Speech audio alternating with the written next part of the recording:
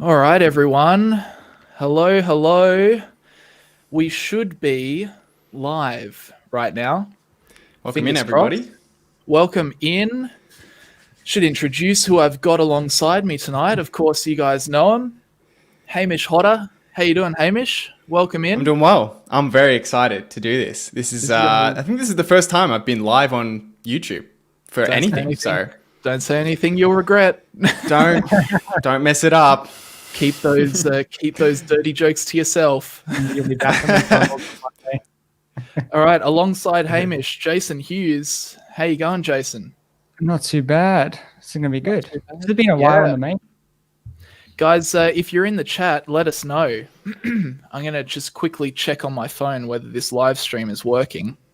If you are in the chat, We just sit here and watch the movie ourselves with nobody else. I'm kind of nervous that I haven't done it right now. Oh dear, here we go. Hey guys, hey Queenie, how you going? Hey, Queenie. We're getting everyone's in. B Aviation. Well done. Yes, I've checked the stream and we are currently live. There are currently 85 people watching. Wow. It's working. Thank you very much, Ruck. One thing I will say before we get started, I do have my dog here at the moment and my partner's coming home pretty soon. So when that happens, my dog's inevitably going to go crazy. So prepare yourself for that within the next 30 to 45 minutes. The mascot of this live stream. Yeah, I'll get her in here a little bit later. No, I'm looking forward to it. So, just checking. Everyone seems to be saying that we're doing well. Hey, how's it going, The man everyone? who broke the Bank of England. What? Sorry? What did you do, Hamish? Oh, that was from last night. You were one What of the happened last night? No, not really. George Soros was the man that broke the Bank of England, but people guessed Hamish Hodder instead. Wasn't me, guys. We're starting to we've almost got 100 people in. We are going to give it a couple of minutes just to let people join, but welcome everybody. Guess what? Tonight we are watching The Big Short. How many of you guys have seen it? Let us know in the comments if you've seen this movie before. Oh, we got a couple of people saying, "Show us your dog." Yeah. All right, I'll go get her. Go on. My hair is so fresh. Yep, that's because I just got out the shower and ran a brush through it, and here we are. How many of you guys have watched The Big Short? It's one of those movies. Yeah, seen it before. Yeah, heck yeah. Seen it 5 times, Christopher. That's amazing. It's one I think of those this is the movie. Yeah, I was just going to say, I think it's the movie I've probably watched the most times. There was a period where I was watching it like every week. Where I just be like, what should I watch this week? Oh, let's just watch The Big Short again. You just watch like bits of it. All right, there's the mascot for tonight. Here we go. Lucy. Stop licking my microphone. None of that. I hate getting licked by dogs. Ugh, I can't handle it. All right, I'm gonna stop this stream over on my phone. Hey guys, so yes, we are doing The Big Short. We are going to watch The Big Short tonight. We're going to start in about 10, maybe a bit less than 10 minutes. So make sure you guys are ready to go. This is important. Of course, we cannot show you The Big Short on YouTube on this live stream because of copyright.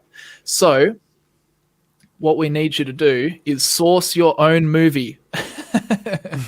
So The Big Short, if you guys have Netflix, The Big Short is available on Netflix. So load it up. Get it ready to go. We're going to start at 00 at the very, very start. We'll all do a sync. We'll do a countdown, 3, 2, 1, go when it's time. If you're joining us and you don't have Netflix, you still want to watch it, you can buy or rent The Big Short from YouTube Movies. So if that's something that you are interested in, then it will give you access to the movie and you can watch it along with us. But they're just a couple. Otherwise, hopefully you've got it. Fire it up on your TV. Maybe watch the stream on your laptop or on your phone. Another thing to let you guys know before we get started is that we will be talking during the movie because otherwise, what's the point, right? So just to make sure everyone's on the same page, we are going to be doing a little bit of discussion during the movie. Of course, we'll keep quiet during the important points, but we will be doing a bit of a commentary. Otherwise, the Margot Robbie scene. I think I'll be keeping quiet during that one. I'll kind of just look like this.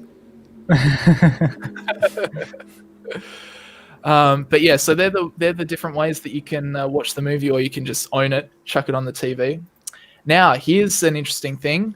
It's also available for rent on Prime Video for anyone who's got that. Prime Video as well. Yep. All right, awesome. Well, here you go. You thought it was just going to be one movie night. Nah. Same squad back again next week. This time not on a Friday, on a Saturday night, 7:30 p.m. next Saturday night, movie night 2. We're going to be watching The Wolf of Wall Street as well. So that one, it is a long movie. So it's going to be a slog. That's a big one. What is it? 3 hours or something like that? 3 hours long. Yeah, it is. Wow. It is a long movie. Yep. So we'll get through it. It is a great movie. It's one of my favorites. It's just got some of the best scenes out of any movie I've ever seen in The Wolf of Wall Street. So yeah, I'm looking forward to that one. But that is next Saturday. So Saturday, December 19th, 7:30 p.m. Australian Eastern Daylight Time, back here on the New Money YouTube channel. But before we got started with the movie, as people are still joining up and getting ready to go, I thought that we would just fly through a little bit of a quick explanation of some of the concepts that you're going to encounter in this movie, because it is the first time through watching it, it is quite hard to follow along unless you're someone like Jason that's studied for however many years you've studied in economics. 4 years now. Yeah. So we're going to go through a little bit of an explanation. Jason, your job is to correct me when I inevitably make a mistake. All right. So essentially, the first thing to understand is this is all about the subprime mortgage crisis of 2008. So I thought I'd just go through a quick explanation. So what you're going to see, what happens in the movie and what happens in real life, so many people, they go and they take on these home loans. Obviously, we can't just buy houses outright, so we take on these mortgages. But what happens is the investment banks of the world, they like to buy up these loans. So essentially what you get is, commercial banks, they make the loans, and then investment banks come through and they'll buy them, essentially. So all these investment banks now have this collection of mortgages. What they do is they chuck all of these loans into a special purpose entity, which is essentially just like a shell company, right? So this shell company is going to produce cash flow because obviously people are paying back these loans that are held within the special purpose entity. So the special purpose entity is going to generate cash flow. Now, what they do with that special purpose entity is they chop it up into a zillion different pieces, right? Imagine these are just like shares of a company, right? A company divides itself up into a lot of different pieces, and investors then come and buy the shares, right? And same thing happens here with the special purpose entity. People come through and they buy the shares of the special purpose entity, which is generating cash flow from all those loans. This is what's called the mortgage-backed security. These are securities and they're backed by mortgages. So that's really the first concept that the movie kind of assumes you already kind of know. So mortgage-backed securities. And then here's the thing is that with these mortgage-backed securities, the people that want to buy them are like insurance companies and pension funds and all these sort of things. They can't take on too much risk. So another step in the process of what they do with these mortgage-backed securities or these special purpose entities, they're going to divide them up into these certain tranches. That's a term that you'll hear come up in The Big Short quite a bit. So essentially what they do is they just divide up the special purpose entity and the shares into different tranches. For this example, we've just got 3 tranches: the senior, the mezzanine, and the equity tranche. And then all that this means is that the senior tranche shares, they get paid first. So you can imagine the cash flows coming in from the mortgages. The senior tranche gets paid first, so they're first in line. Then the mezzanine tranche gets paid second. Then the equity tranche gets paid third. And you might be saying, well, don't they all get paid? In a perfect world, yes, because in a perfect world, everyone pays back their mortgage perfectly on time. So everyone gets paid. But in reality, some people don't make it with their mortgage and they default. So essentially, the equity tranche will take on the defaults first, then the mezzanine tranche. And then if it gets there, the senior tranche will take on the defaults. So senior tranche paid first. Then you've got this whole kerfuffle with these rating agencies in the US where they're going to kind of put a risk rate or a credit rating on the different securities. So the senior tranche might get a AAA rating, very safe, I suppose, and then a little bit less safe with the mezzanine tranche, and then even less safe with the equity tranche. And Jason, I'm not sure what can what can things like pension funds and insurance companies, they can only kind of invest in AAA, AA, A's, and everything. BBBs. It depends on the country, but basically everything that's classed as investment grade, which basically is that triple B and higher? I think it's triple B and higher, and maybe triple B plus and higher, depending on the rating system you're using. Basically, everything that's investment grade, and obviously within that, they're going to have to heavily weight towards the top end of there. Yeah. So that's the idea behind dividing these mortgage-backed securities up into tranches, is to get the different credit ratings on them, so that they can things like insurance companies can come and buy the senior tranche or whatever. Now, another thing you're going to hear in The Big Short is a CDO. So I'm going to chuck it over to Jason now. Jason, talk about what a CDO is. We've talked about mortgage-backed securities. What's the difference between them and a CDO? Okay, so basically, if we go back to the last slide, just one second. So just kind of keep in your head this idea of the senior tranche getting paid first, then another tranche getting paid next, and then the equity tranche getting paid last. So that's what we call a pass-through entity. So if we just skip forward one slide. So the MBS, or the mortgage-backed security, is what we call a pass-through entity. So really, the entity is just there as something on paper, and the cash flows come in and then they go out straight away on the other side, and there's no sort of controlling of the cash flows, and that's great in terms of diversifying. If you want to invest in mortgages, it's a great way of diversifying, but it's not great in the sense that mortgages have a very sort of specific payout profile and specific sort of features that make it not ideal for certain types of investors. So if we just skip to the next slide, this is basically how a mortgage works. So in this chart, you can see each sort of line, if you chop this thing up into vertical lines, that each of those will be a payment. And the orange section is the principal that's paid down, so the money that's borrowed to buy a house, and the blue section is interest. So in any case, basically, unless the borrower completely defaults, that orange part is always going to get repaid. The interest part is going to be paid in a certain portion, depending on how quickly the person pays back their mortgage. So if they decide to pay it back 3 months in, then a lot of that blue portion isn't going to get to the final holder of the mortgage-backed security. So they're actually making less money if the mortgage is paid in advance. And that's not great if you're buying a bond expecting to get, say, $10,000 or $1 million or whatever the size of it over the lifetime of the bond, and the person pays it back early and you only get like half of that. Like that's basically a default, right?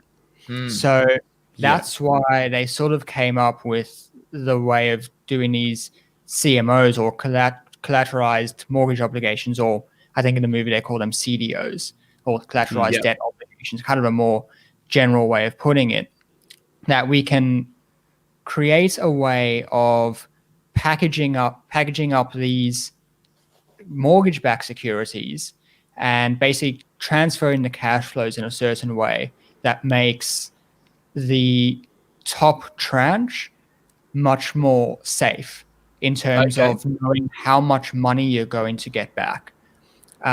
So if we just go to the next slide, we've got here the tranches that are generally used in CDOs. So you'll see the A tranche, which is equivalent to sort of the senior tranche of a mortgage-backed security. They're going to have sort of not much prepayment protection. So if a borrower comes and prepays their mortgage, those payments are going to go straight to the A tranche. And then once they sort of reach a certain threshold, then they'll start filtering through to the B tranche, which has some payment protection. Generally, if you buy one of those, it will get paid out within 5 to 7 years. And then the C tranche has the most prepayment protection and has the longest duration. Now, that sort of gets flipped on its head a little bit if you think about defaults, because the C tranche is going to be most sort of they're going to get the biggest ones of the defaults that happen, whereas the A tranche is going to get all the cash flows first. So they're not going to be as exposed to defaults. So that's how that sort of like works. There are a million different variations of this, depending on, like, if you're a big pension fund, you can go to an investment bank and ask them to design a CDO tranche specifically for what you need. So if you know you're going to have a big cash drawdown in a couple of years because you've got some random spike of customers who are likely to retire in 3 years' time, and you know they're going to start drawing down, you can go and ask an investment bank to get you some mortgage-backed securities or a tranche of a CDO, right, to pay out at that time. So these CDOs, so they have different parts or different mortgages, different parts of other mortgage-backed securities in them, depending on what they're trying to achieve with that specific CDO. Is that correct? Yeah. So basically, the investment bank that issues it is responsible for meeting those obligations. Right. And so it's quite complex, like in reality on the back end. Like there's a lot of moving parts. There's in the US where this whole thing happened, there was what was called the government-sponsored entities, that's the GSEs. So they were Fannie Mae, Freddie Mac, and Ginnie Mae, and they all played a part in basically securitizing some loans and insuring other parts of loans and those sorts of things. So it's very complex on the back end.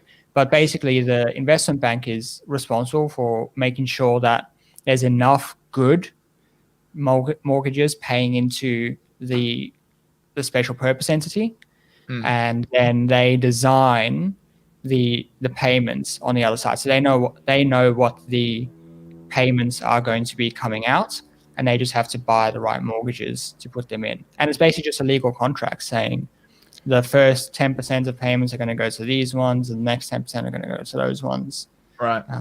And they just have to manage that. Yeah. So we've got our mortgage-backed securities, we've got our CDOs, and then essentially what happened with the mortgage-backed securities, right? Over time, they started getting filled up. Look at this chart. They started getting filled up with worse and worse and worse loans. Okay, so in reality, these different tranches that were supposed to be pretty good actually started getting filled up with these pretty terrible loans. And when I say terrible, it's just loans that are more likely to default. So that's what a lot of these guys in the movie spotted. And essentially, with a lot of these products that were getting worse and worse, paying the ratings agencies to, rate their mortgage-backed securities, their CDOs, their synthetic CDOs, and it essentially got so complicated. And they talk about this in the movie. It's just got this massive, complicated thing that the banks basically just gave descriptions of these products, and the ratings agencies just rated them accordingly.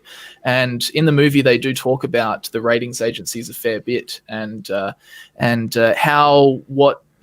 how when they were rating things AAA, AA, and A, really, was it AAA? Maybe not. And then lastly, the other thing we're going to touch on, you'll hear touched on in The Big Short, is the credit default swap.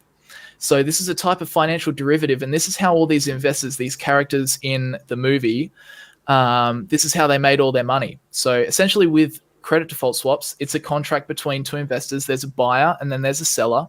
So the buyer pays premiums to the seller, but if the investment defaults, then the seller is going to pay out that loss. And then the seller receives the premiums, but obviously they have to pay up if the investment defaults. So a lot of these guys in the movie were buying lots of credit default swaps because they thought the mortgage-backed securities were going to go bad, which, spoiler alert, they did. So the characters in the movie saw that most mortgage-backed securities and CDOs were filled with sketchy mortgages, so they all bought credit default swaps. When the mortgage-backed securities started defaulting, everybody wanted credit default swaps, which drove up their value, and that is why the characters in the movie, which are real people obviously, were able to sell their swaps for very large profits. And that is for later on when we get to the Jenga scene. How are we going to just sort of jump in there. Yeah, go for it. The amount of these mortgage-backed securities that were filled with crap, basically, was actually quite small. I think the data we've got now says there were only about 15% of them that were actually bad. So it wasn't most of them. The problem was that there were so many layers. There was the mortgage-backed securities, there were the CDOs, there were the synthetic CDOs, there were the credit default swaps, and they were all like running on old systems. So nobody knew which securities were bad. They just knew that there was a portion of them that were bad. And so what everyone did was they rushed to get rid of what they had. Right. And so if your one is actually bad, the price is going to drop because it's worthless. But then suddenly everyone was flooding the market with the ones they had that may or may not have been good. Most of them were actually good, but you increase the supply and the price drops, it resulting in the same thing as if the ones that you had held had defaulted. And that's why it ended up being so terrible, because everyone panicked. Yeah, that's like any big crash. It's just driven by panic, isn't it? Yeah. All right, team. How's the chat going? Queenie, was anyone else a bit confused the first time they watched The Big Short, or was it just me? No, it wasn't just you. I definitely was very confused. I watched it. I'm still confused. Yeah. I think the only one that truly understands The Big Short is Jason. But no, I've got a shelf full of books about the GFC. So you have. I remember you telling me you've read a lot of books about it. Definitely. Yeah. Someone pat your head to prove that it's live. There we go. pat away. All right, team. We're going to get stuck into it. So I hope that everybody has now got their movie ready to go. If you have not, now is the time. Get your movie set and ready to go. And we are going to get started. How are you guys feeling? You guys ready to go? Yeah, excited. Good. Ready to go. The toilet? I've been. Yeah, don't worry. I'm not going to interrupt us. Sorry? You need to go again? You want to go one more time before we start the movie? Nah, I'm good. Okay. How are we going in the chat? Is everyone feeling prepped and ready to go? They've got their movie set at 0 minutes and 0 seconds. We will also have the timer running periodically in the background, which will run all night in case people are a little bit slow to join. They can catch up. Start now, says Shreyas. Everyone's ready. Joe's ready. Pumped.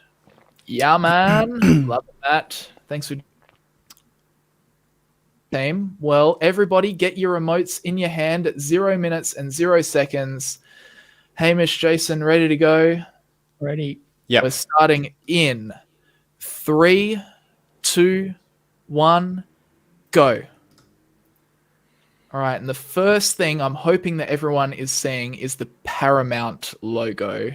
Yeah, I hope there are not multiple versions of this movie. If there are, I'm sure we'll only be a couple of seconds off each other. Yeah, and I'm sure people can scrub along and fix it if they're a little bit out. Yeah. And just about now-ish, you should be seeing, what's that? Nice line coming up on the screen. What's the Regency or something? Regency, yeah. Hmm. All right, cool. Hopefully we're all synced up.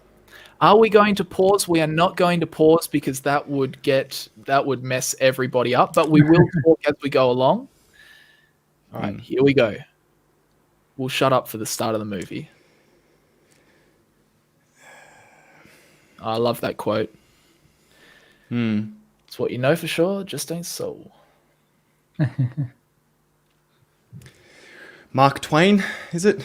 Absolutely. Are you watching this a couple of seconds ahead?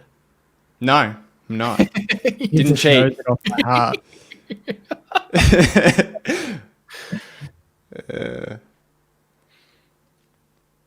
This is exciting, everyone. Hey, Frank. This Louis Ranieri, isn't it?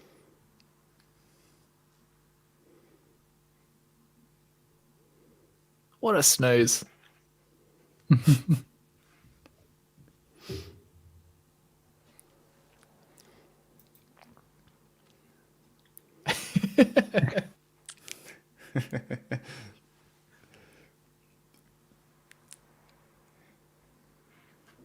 Boring. Boring. I want a day trade. Yeah. Yeah. Reminds me of people who day trade on YouTube. Long-term investing, boring.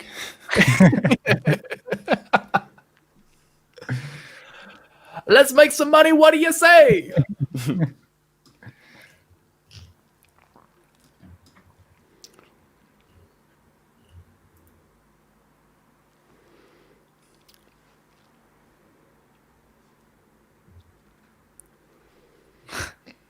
The mutton chops.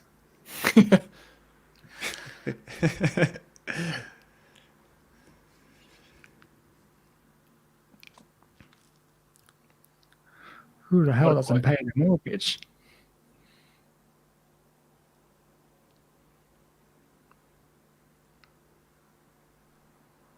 That's what we were talking about. The pension fund, they needed that AAA rating. Yep.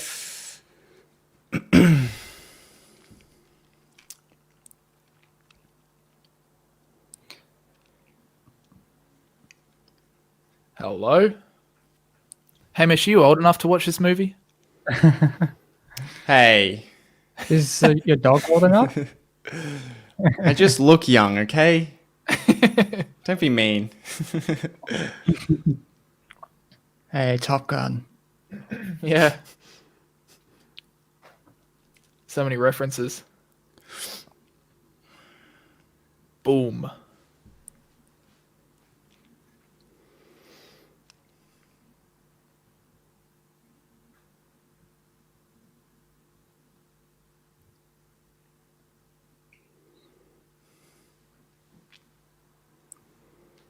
It's pretty horrible. Yeah.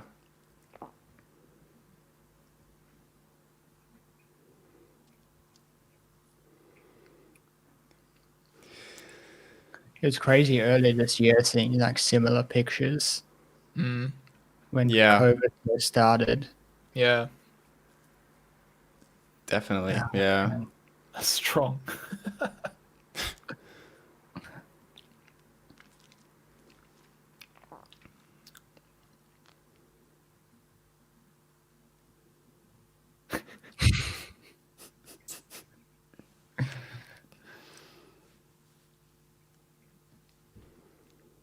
They looked so true, though. Yeah. Oh, here we go, everyone. Is this Michael Burry? Mm-hmm.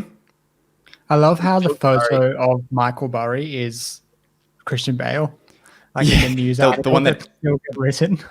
Yeah, and the one that everyone uses in their YouTube videos is Christian Bale.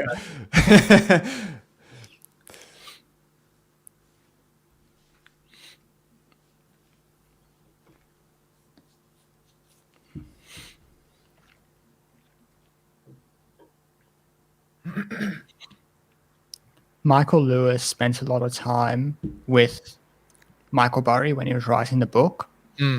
said Christian Bale spent, I think, a day with him before they filmed the movie, and he said Wow. Okay. that after the day, he said, "All right, I need you to send me like the clothes you're wearing now." That's what he was wearing in the movie there. All right. So you Wow. send me the clothes you're wearing, and Michael Lewis says that the first time he saw him acting, it was like mirror image. Oh wow.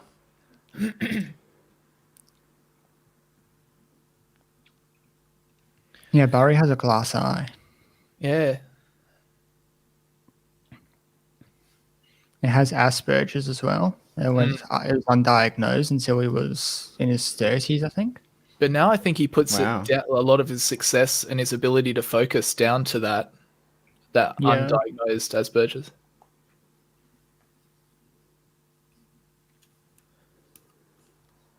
But I tell you what, if that's what it was, it certainly helped him make a lot of money. Yeah.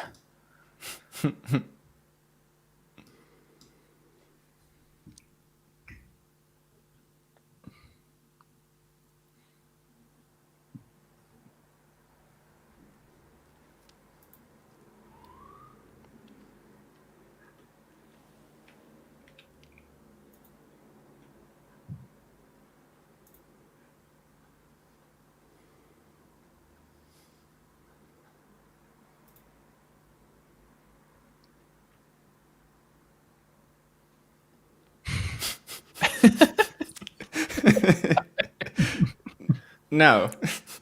I still find it crazy that, Michael Burry had the insight. Like, everyone else was asleep at the wheel, and he actually went in and looked at all these mortgages. It's just unbelievable. I didn't Yeah. even know you could do that.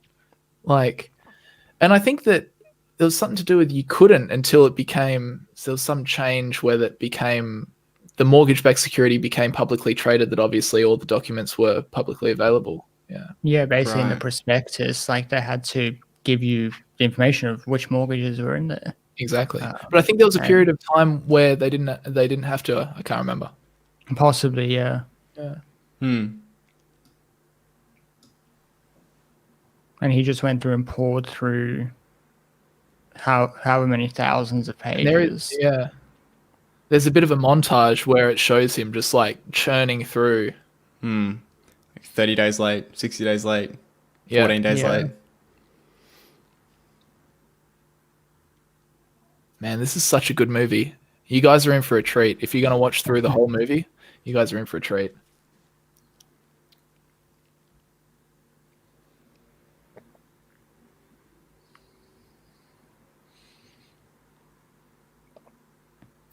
He's so weird.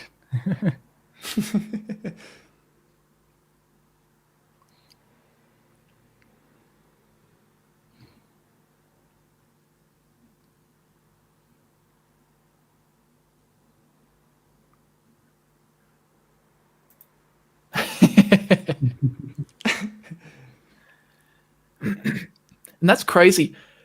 2005. So he was early. He was early, much earlier than everybody else was. Yeah.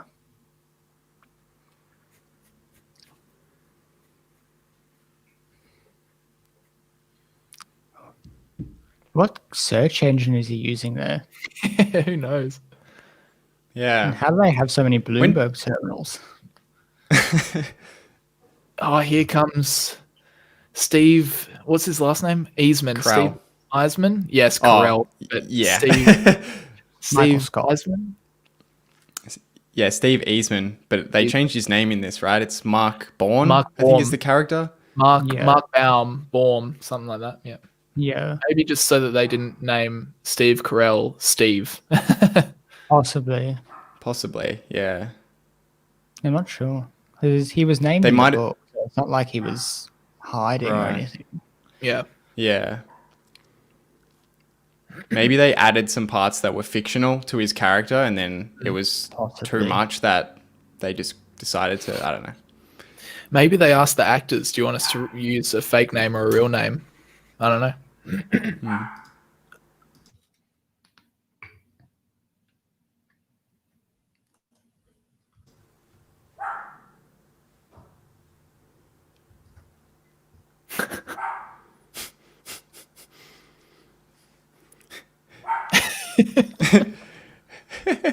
What a good actor, though. Seriously. I love this comment he makes to this guy. He's like, what do you do? Commodities? Good luck with that.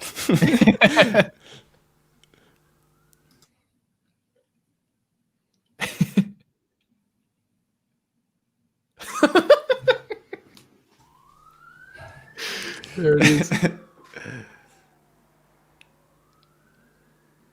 He just walks out.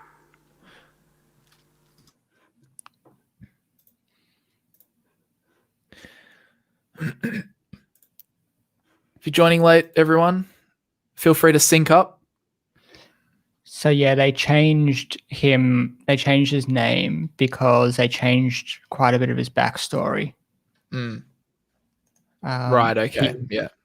Real Steve Eisman had a child that died, Right. and that sort of made him into who he was. But As he opposed didn't to the want brother. that to be in the movie. Yeah, makes sense. Here he is, Michael Burry, the man, the myth, scouring through.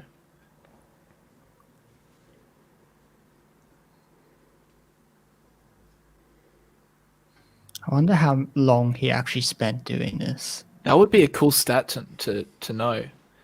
Yeah. It's probably in the book. You could probably go and look. Maybe. It's been like 2 years since I read the book.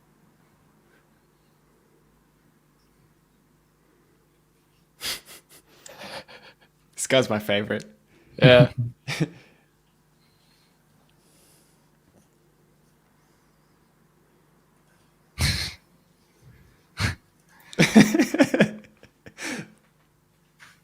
Greenspan just said.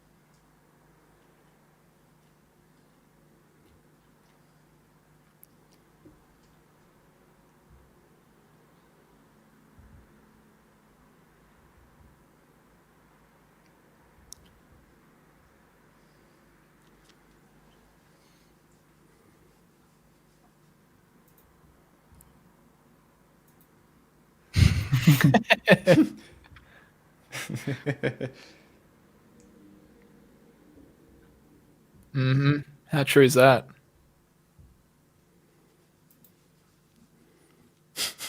It's very true.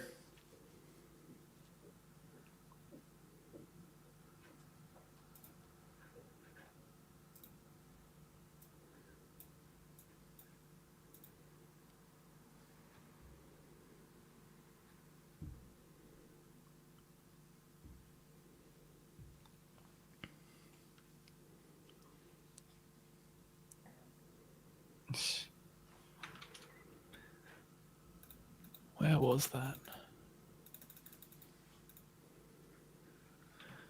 There it is. Shit. Think shit.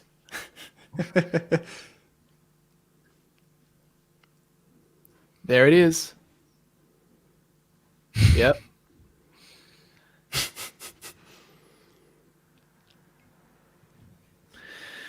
Yeah. Percentage of total mortgages originated. Look at it go up over time. As time goes on, they just go for more and more. Subprime. Dramatically as well.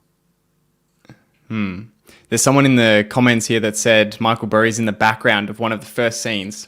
He is. Is he? He picks up the phone and says something like, "Welcome to Michael Burry's office." Oh, really? Wow. Yeah. Amazing. I'm not sure if that scene's gone yet.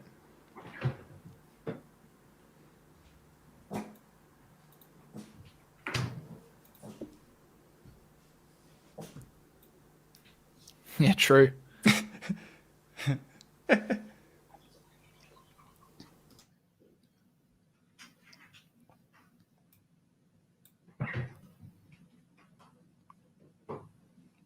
Mm.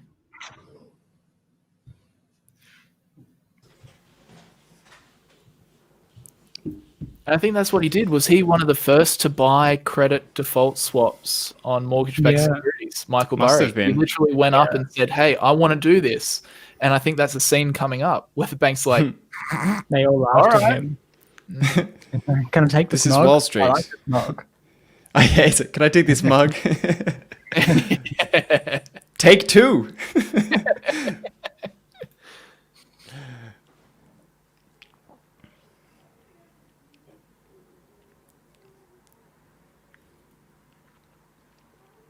Hey Pedro, thanks for joining us, buddy. Dean and Lawrence walked to the office. If you just joined, I'll help you sync up.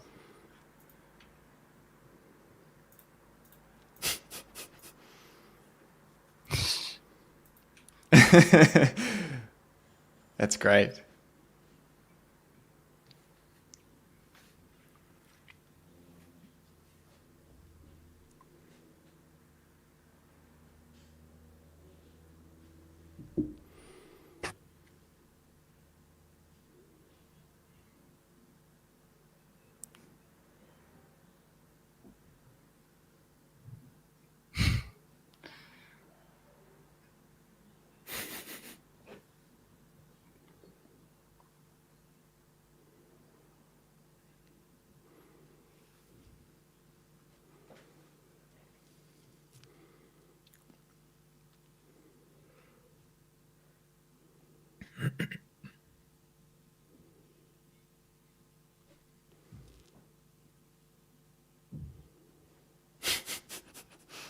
Apparently, this is very, very Steve Eisman to be like this.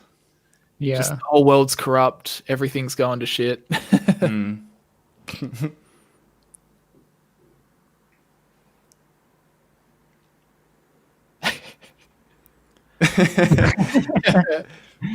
This is like everyone. They're trying to convince themselves they love their job. Yeah, I love my job. They could meme that scene.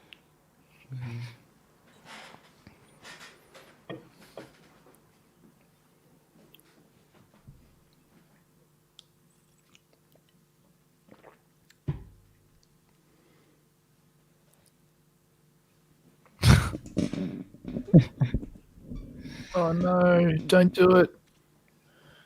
Yeah, so they changed it to his brother instead of his Son, was it? son. Yeah.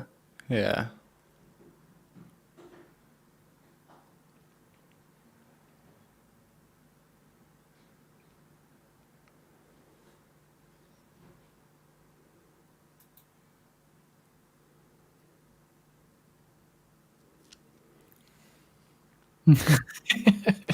Hey, schmuck. Like that. Get out of here.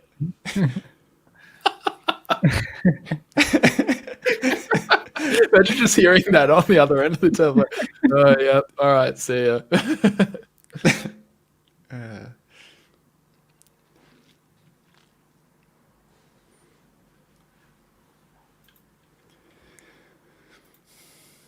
Oh God, these people look exactly like what investment bankers look like.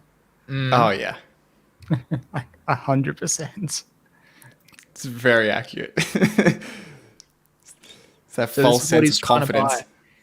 This is what he's trying to buy up on the screen here. Credit default swap.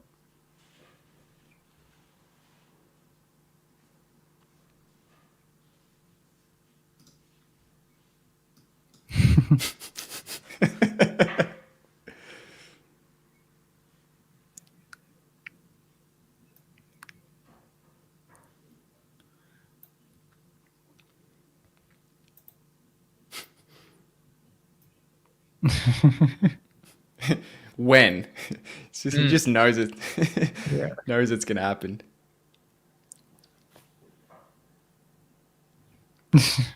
And a very good concern to have. Yeah. Goldman ended up being all right, but yeah. Bear Stearns. That's- At the end of the movie, they show it that a lot of these guys were concerned that they weren't, the people that sold them the credit default swaps were not going to be around to pay out, right? Yeah. Yeah, sorry guys, we can't put the movie on YouTube, obviously, because the Copyright. video gets taken down instantly. If you're wondering what part of the movie we're on, I will help you sync up if you are late. Feel free to start The Big Short and move along to that point in the timeline. And you will be able to join us. Michael Burry is currently trying to buy some credit default swaps and getting laughed at by a bunch of bankers. Nice.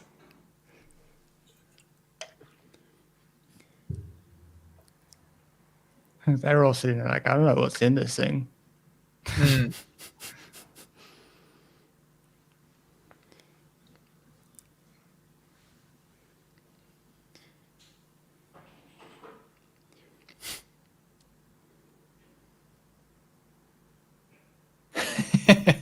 Can you make it 50? Oh, this is the cup. This is where he gets the cup, right? Yeah.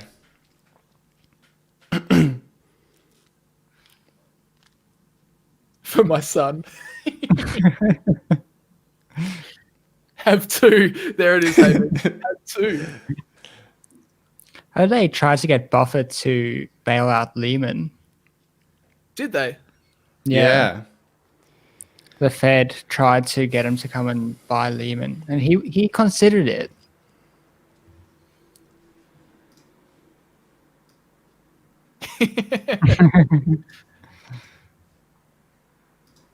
It's incredible just how big of a bet this was for Burry.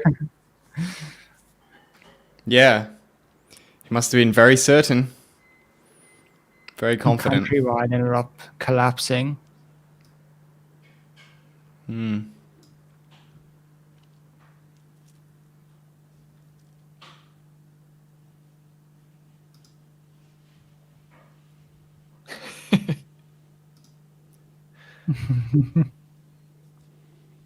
Jim Cramer.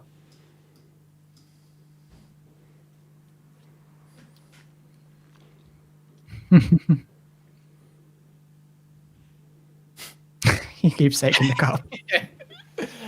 Another mug to the collection.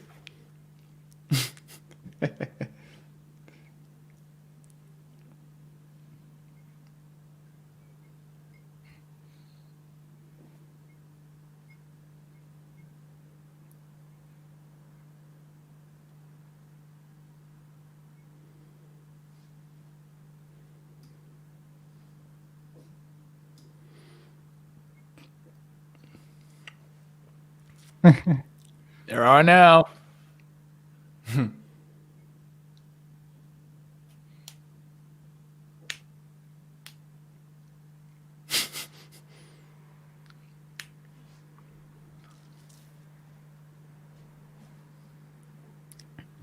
This is very accurate as well.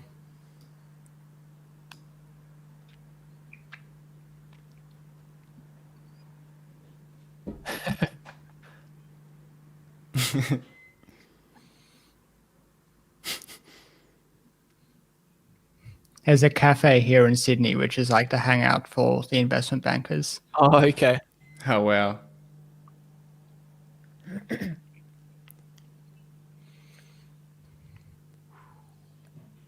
It's Winston Churchill.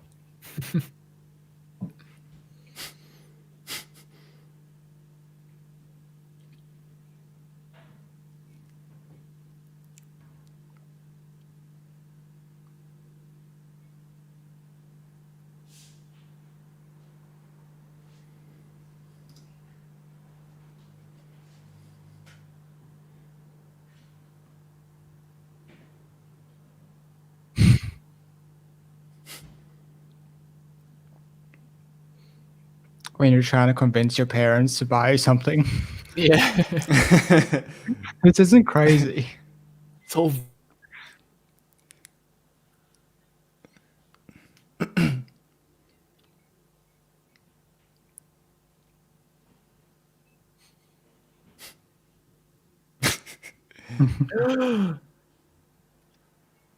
Man, imagine having that sort of pressure That's why I never want to manage money for someone else. Imagine having that pressure on your shoulders.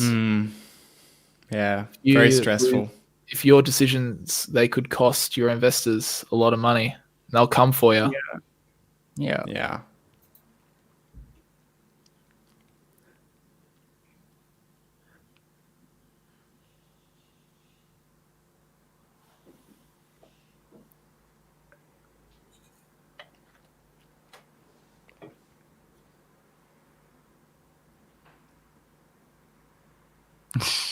I don't care. The brush off.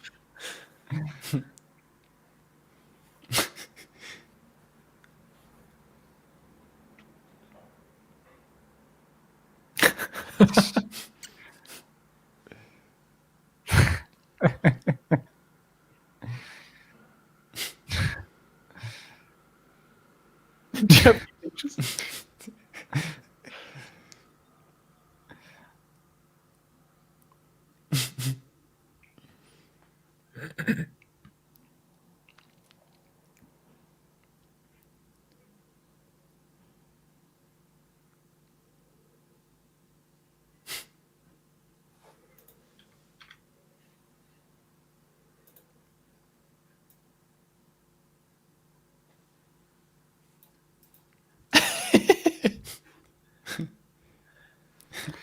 But you're happy when you're unhappy. They did investigate, or they sort of did investigate what his strategy was, but they just thought he was totally crazy and he was wrong, basically.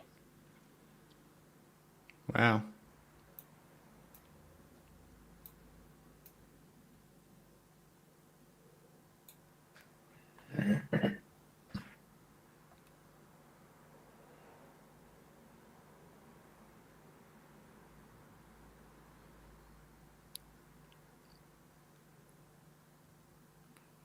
Hey, Brandon, you want to pop up the timer again? Mark's asking. Yep, we'll do. Hey, Mark, we've started the movie. Obviously, we can't show it on YouTube. So if you bring up the movie and sync yourself with the timer, you'll be at the same spot we are.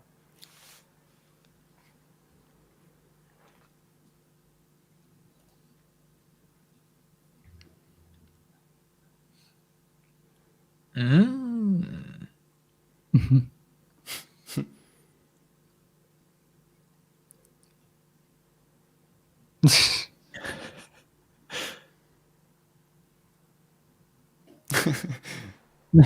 3 points since last year.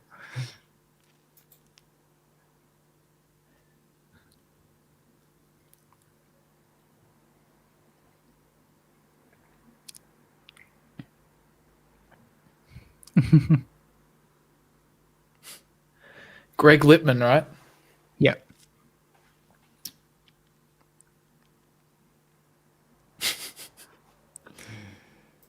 Here we go. This is the best scene in the movie. This is you guys got to pay attention.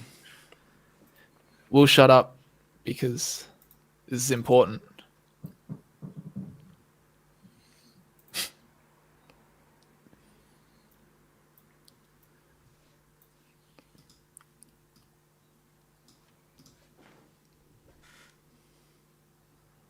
There's definitely some interest.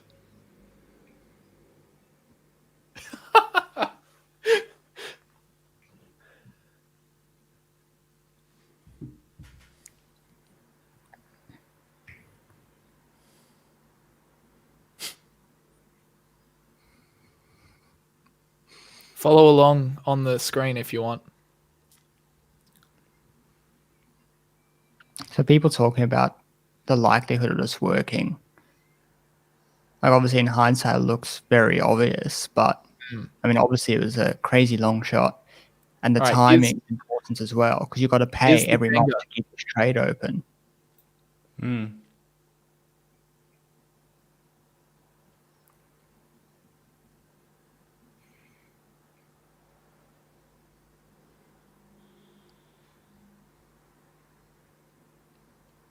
Here are our tranches up on the screen.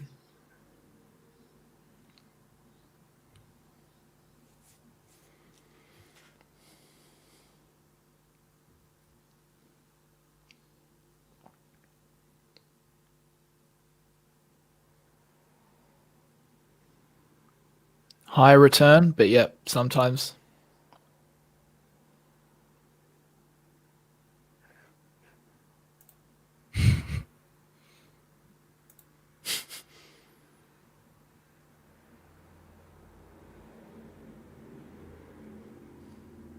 Dog shit.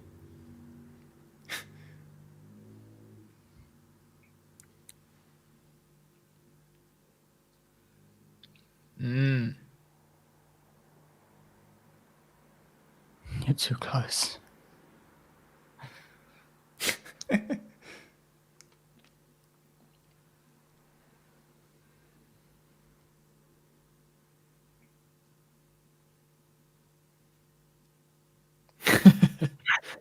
The quant. The quantitative.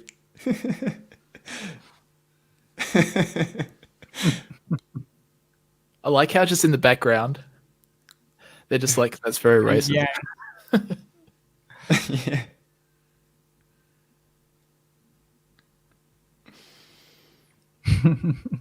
Actually, my name's Jung. Yeah.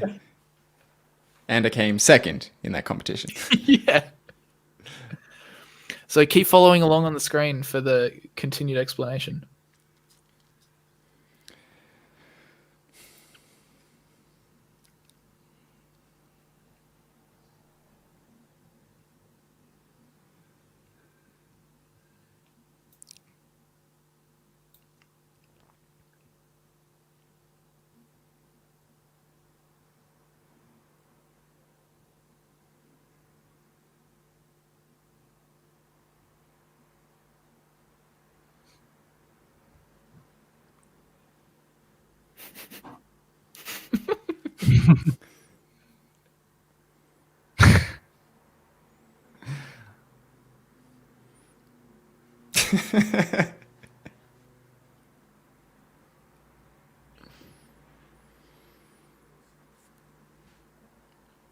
Good analogy.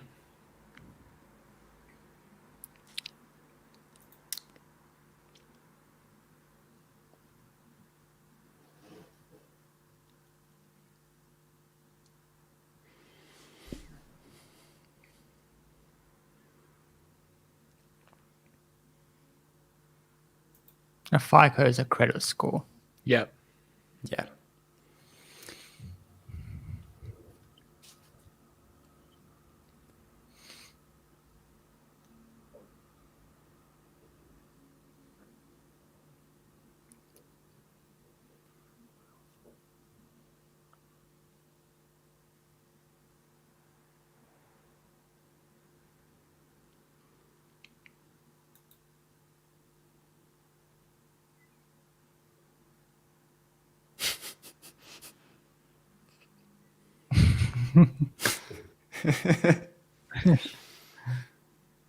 That's me in every class.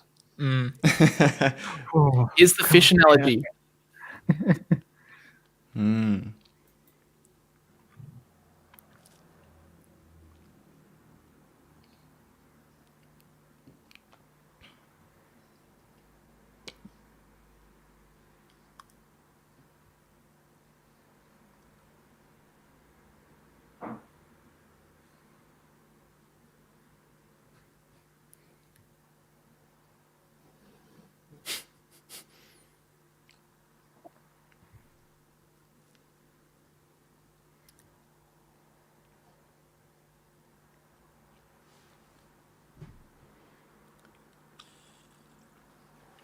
It's a whole new thing.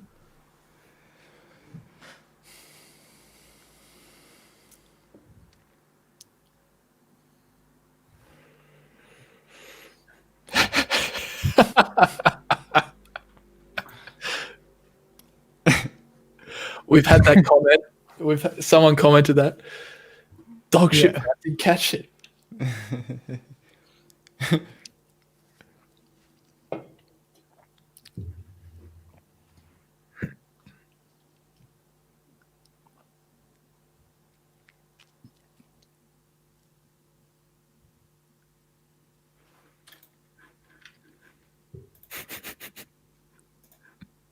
Call me Bubble Boy. Oh, yeah. It's like,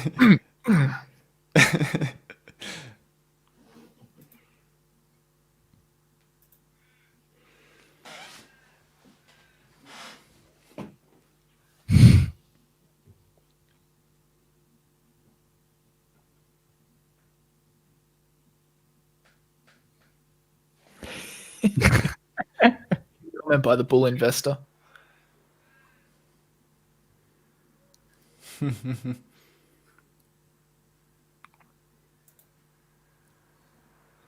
Did that scene make more sense in the chat now that we had that little discussion before we started the movie? Let us know.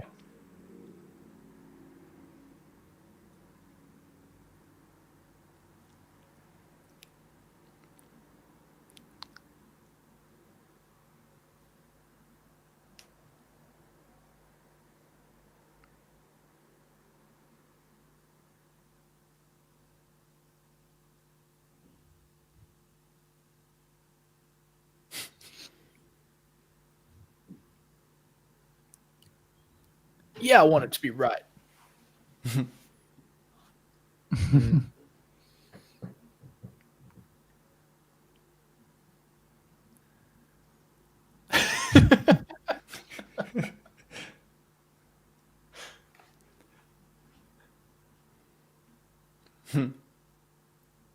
We still haven't met Charlie and what's his name? No, I think that's the next Oh scene. yeah. Right. Yeah, it must be soon. And it seems like it is at this point where word slowly starts to spread and everyone starts to think, oh, is there an issue? But obviously a lot of people are still oblivious.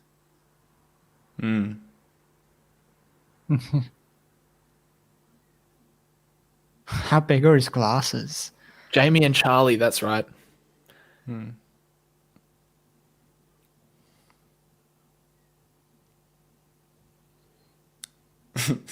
Oh, he looks like Meeting at 5:40. At 4:50, I mean.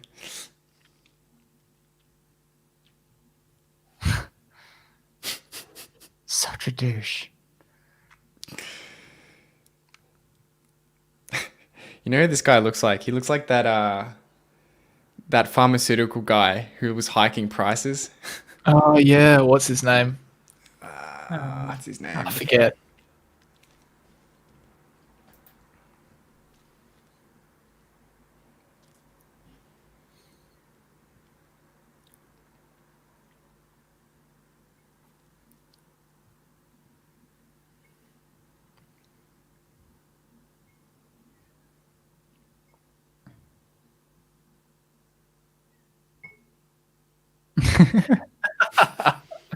They're a bit short, though. Little bit. They should have known that going in. Yeah, they definitely should have. Yeah. Win the Indy 500 riding a llama. That's good. I want to start using that in everyday conversation more. $1,470,000,000 short. Damn it. That's a rounding error.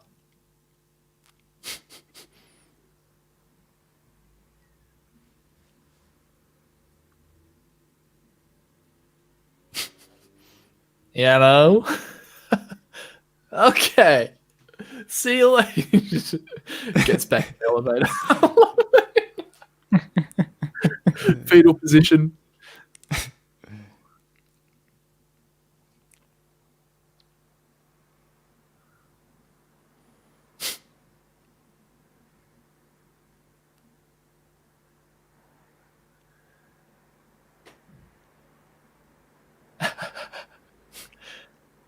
Imagine if you just found that line around. This is not actually the way it happened, too, by the way. But imagine if you found that. That would be amazing. Yeah.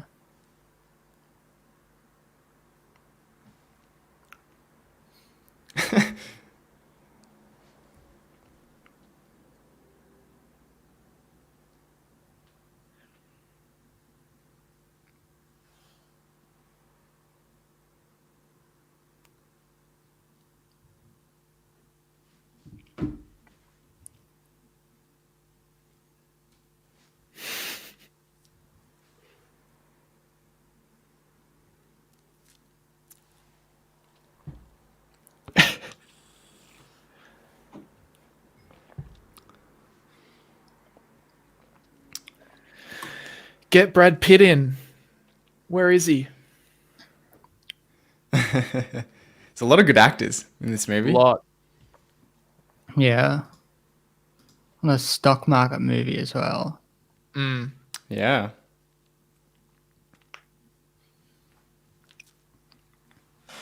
But this was after Moneyball, I think. Brad Pitt had already done one for him. Right. Yeah, that's right. That's a great movie too. Yeah. And that was their actual investing strategy. They just worked out the probability of crazy things happening and placed their bets accordingly.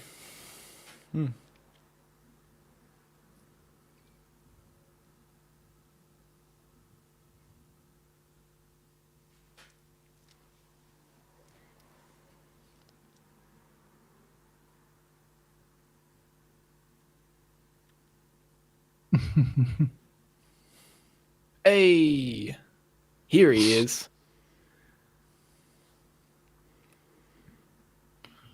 I didn't know that was Brad Pitt the first time I watched the movie. It took me a while.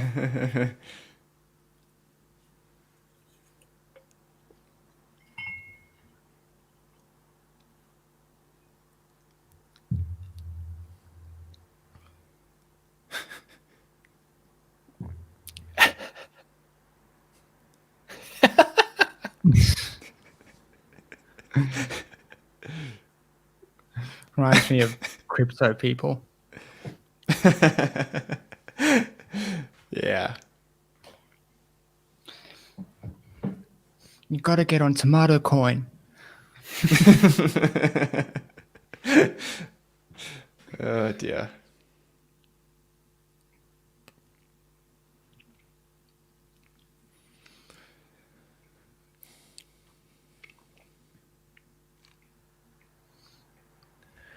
Oh, this is their little field trip when they actually do some on the ground research. Yeah, the like convention in Vegas, isn't it?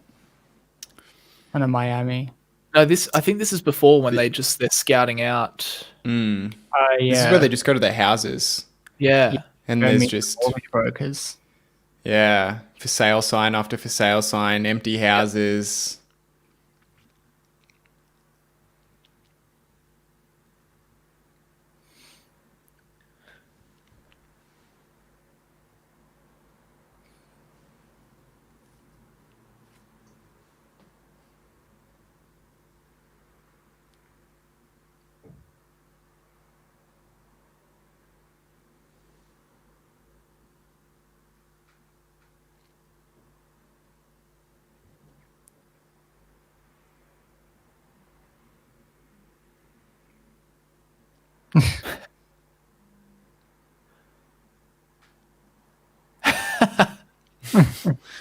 Oh god.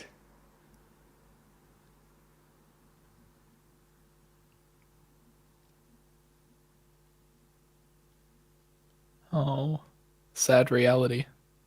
Yeah. And that's what Ben said at one point when they were celebrating their trade. Mm. Mm.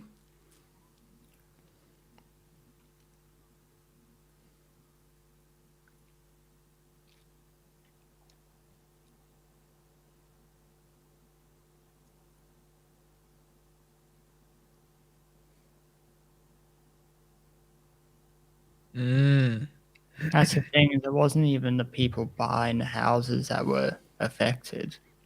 Well, not just them, at least. Yeah, yeah. Yeah, that's true. Even a lot of the people buying their houses as investments kind of got sucked in by predatory lending, Yep. Yeah. thinking that, an adjustable rate or a introductory rate is, going to be fine. And worst case, you'll be able to sell your house to somebody else. So, And that's very what sad. that's the stripper scene. That's what that highlights when she's like, Yeah. I have 4 houses and a condo. Yeah. And These it's people just these get sucked like in. salesmen, basically, the mortgage brokers that. Yeah.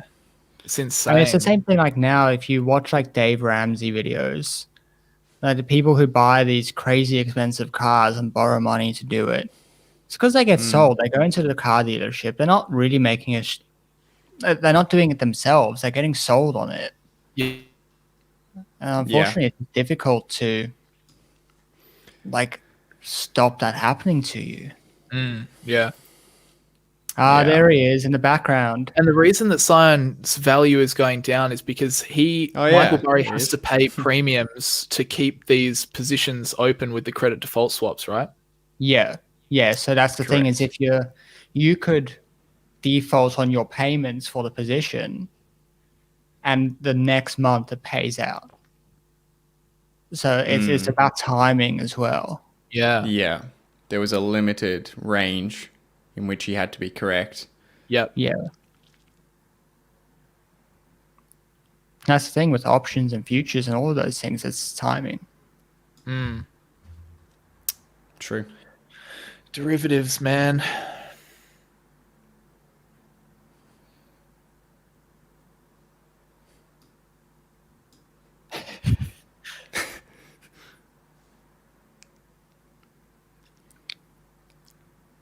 Hank Paulson is the CEO of Goldman Sachs and then went to the Treasury to work for George Bush.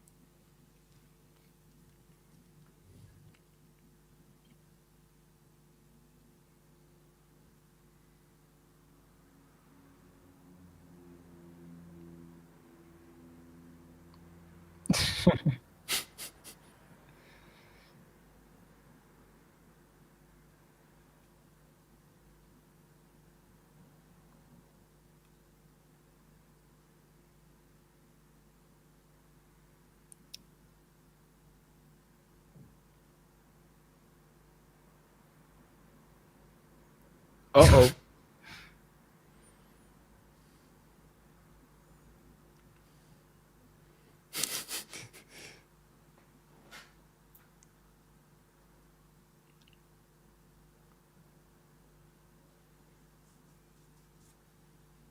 True. I would. I was down 17%. Yeah.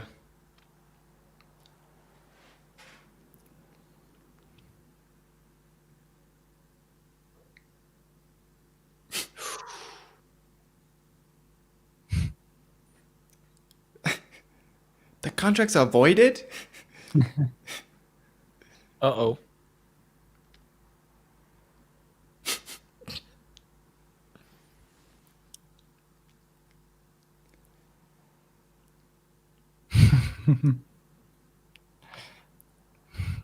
Okay, Karen.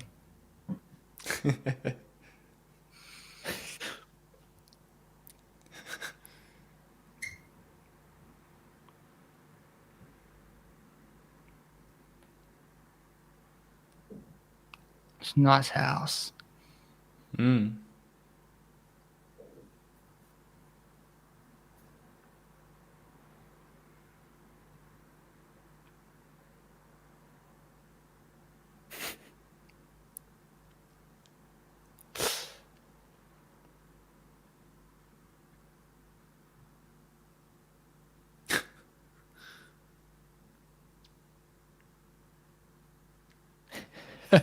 It's just the gully. Yeah.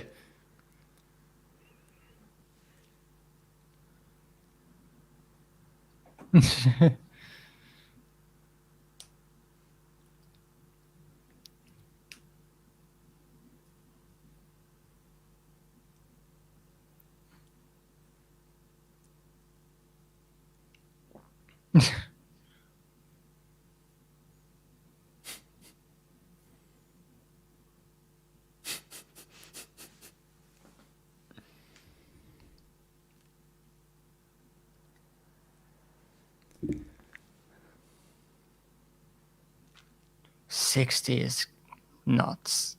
Mm.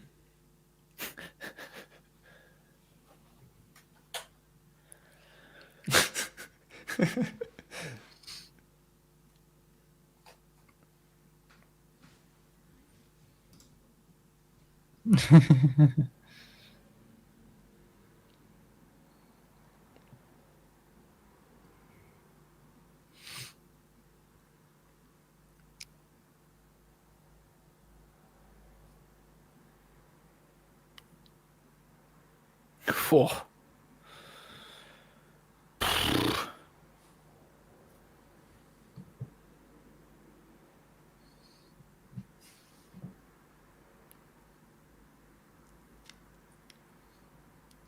It's the investment bank. So the investment banks, they're buying these mortgages, bundling together mortgage-backed securities, and then selling them on. So that's why these guys are able to make so many. And the thing is, they can sell them for more than they buy them for because of the way they package them. So they make instant profits as well. Yeah. That's how this whole system got so big, so bad. Yeah. And they have zero risk because they're just selling it.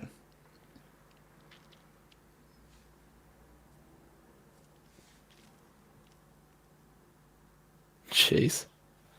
Problem is, it's true.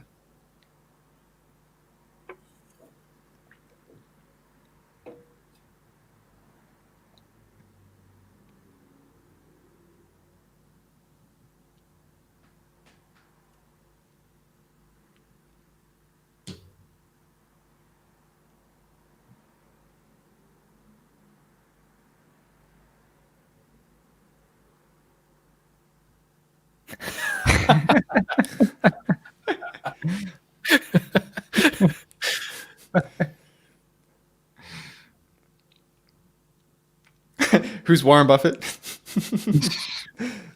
So good.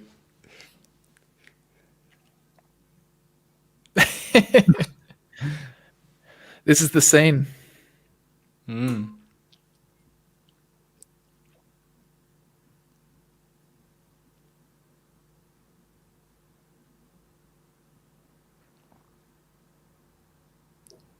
Look away, Hamish.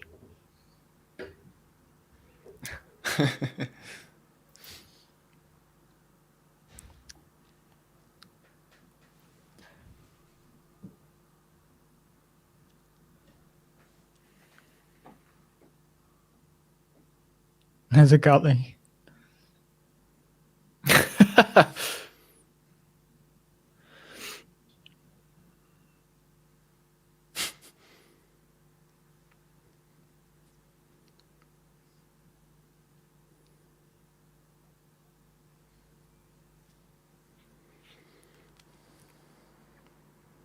Uh-oh. Oh no.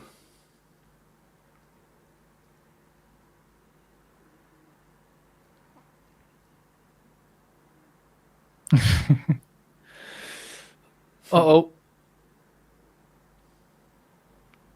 Anaconda. Oh. There's a bubble. There's a bubble. YouTube comments. Yeah.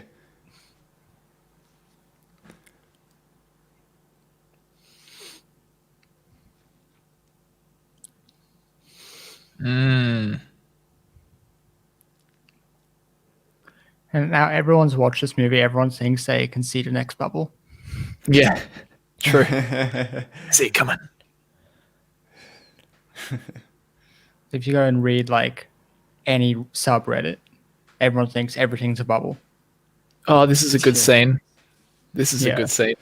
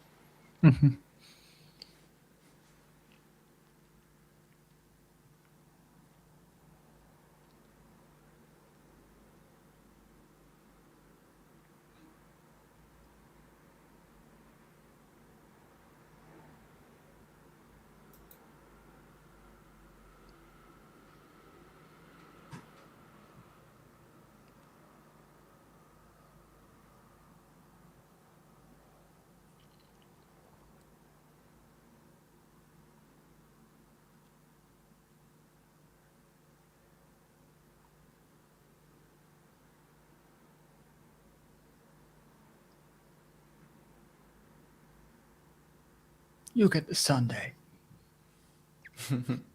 I buy that.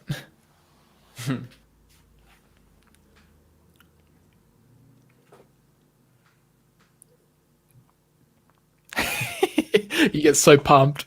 There he goes and high fives people. Yeah, I love this bit. This is so good.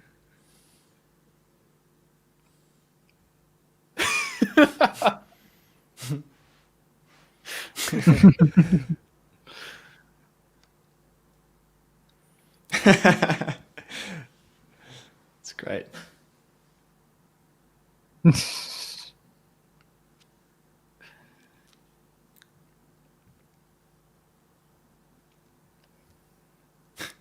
So paranoid. Has like 13 phones. Yeah.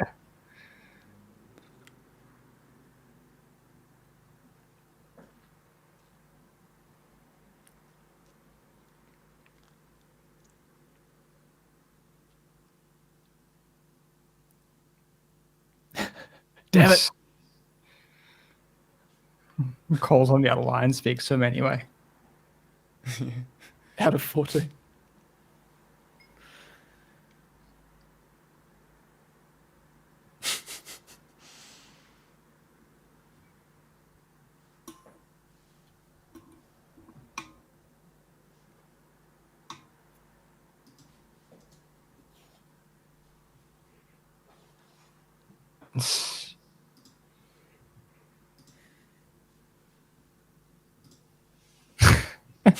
Damn it.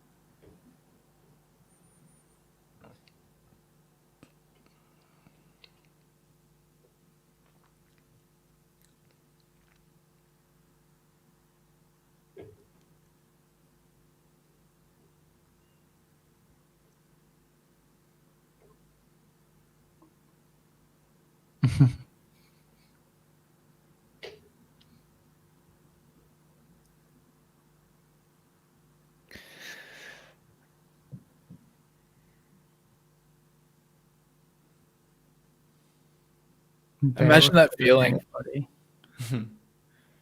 when you know that you're onto something. Oh man, Mayor Michael Bloomberg. Remember that? Remember when he ran for president for like 2 weeks? He Yeah. tried. Yeah. He's wearing a mask. That's very 2020. Yeah. Head of the times. Yeah. What a tune.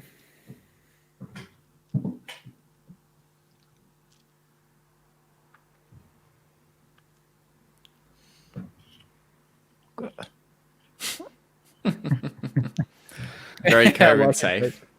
Yeah.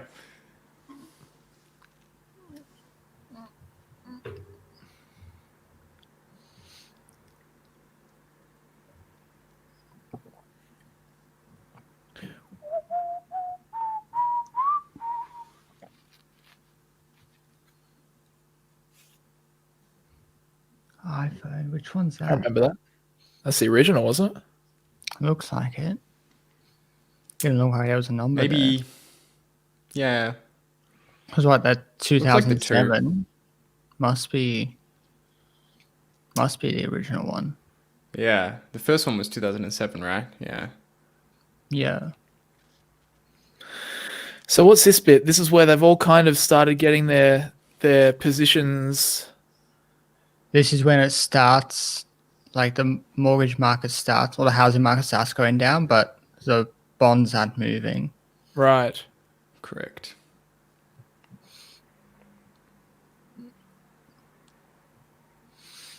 These guys are very skeptical.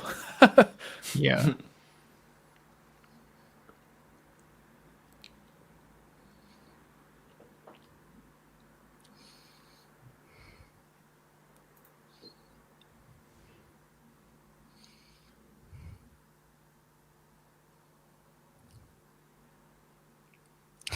What?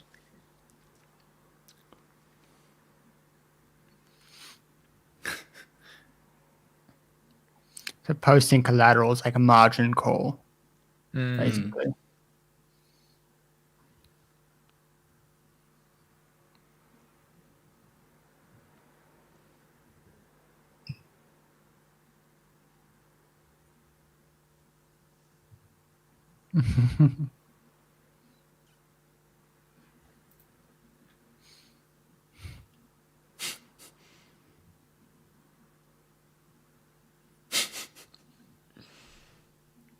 Uh-oh.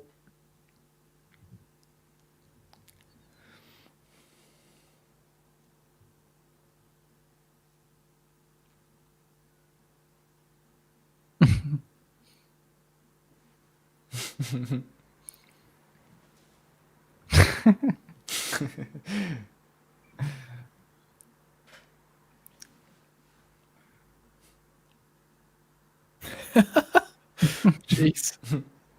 I love this Great line. movie.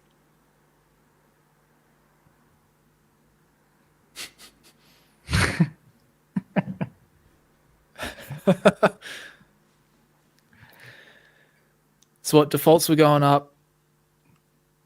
Oh, what's this? But Oh yeah, this is where the they go to the bets ratings aren't agency going because their the ratings ways. agencies weren't Weren't downgrading them. Yeah, they weren't downgrading them. That's what I'm trying to say.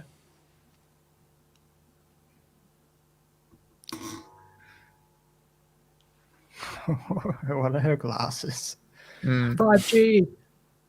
5G. Could have stopped those rays.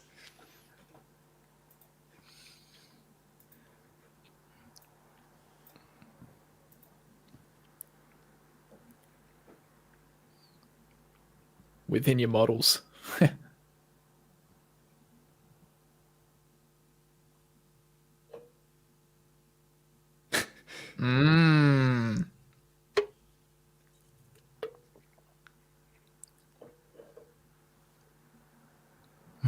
Good question.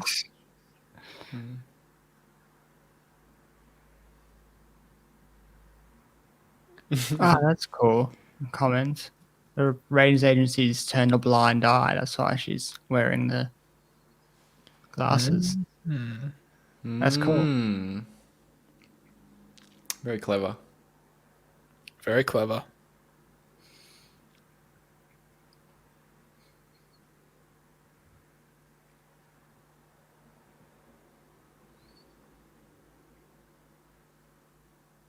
Mm-hmm.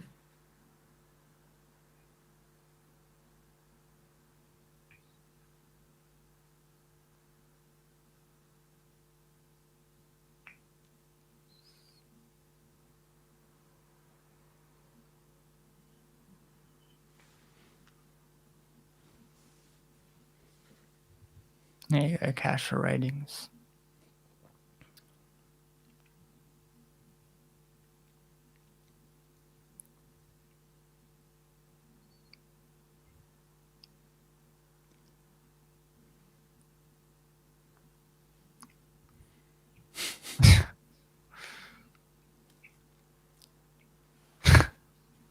No, I'm not. No.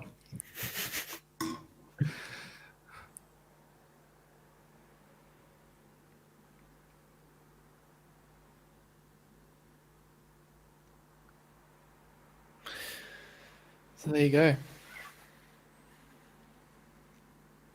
Doesn't make Cash me for wrong. ratings. So all the blind investors, they were just looking at the ratings, which weren't changing, and they were going, "Oh, everything's fine." Yeah.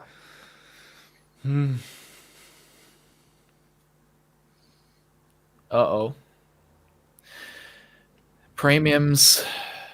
He has to keep paying. Where's our premium slide?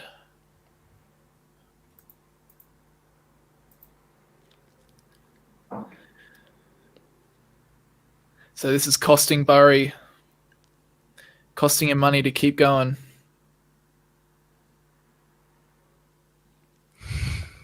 I know that feeling.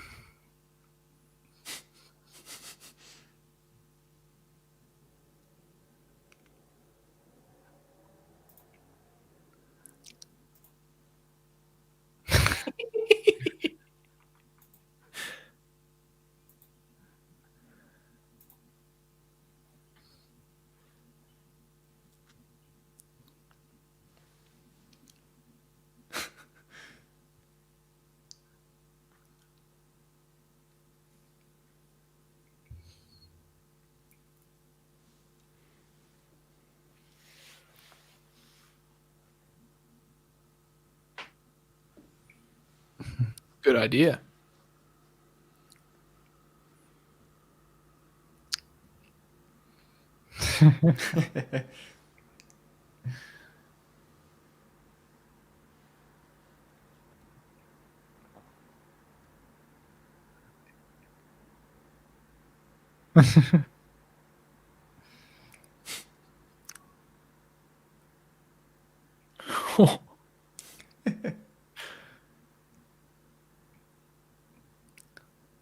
When you say something bad about Bitcoin, Brandon, in the comments. Pretty much. Or Tesla. Yeah. Yeah.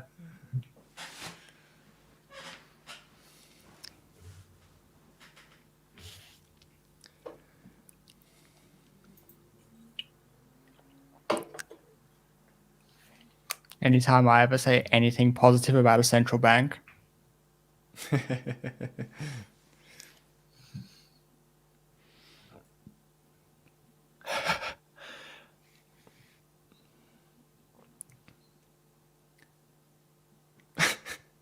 Shut up.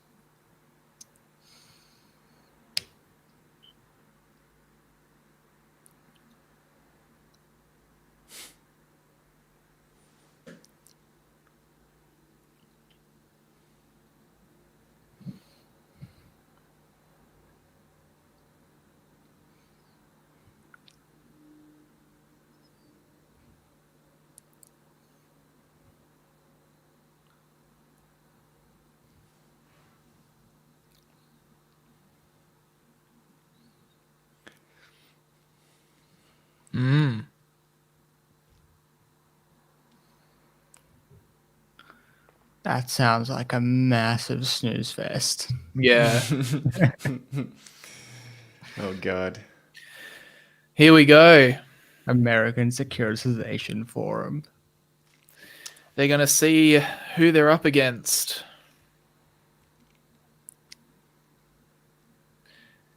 And just how little attention. Payday loans. Have you noticed all the payday loans paid. popping up, all the new companies? Like, what's it called? Your Pay Now and Before Pay Now. It's popped up in the last week or so. It's so shady. Yeah.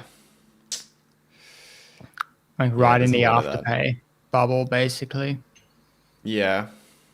Like Afterpay is legit. Before Pay is not legit. Yeah. Yeah, there's a lot of them now. Yeah. It's, yeah. This is There's a where things company start to somewhere heat up. building their apps, and they're making a lot of money doing it. Yeah.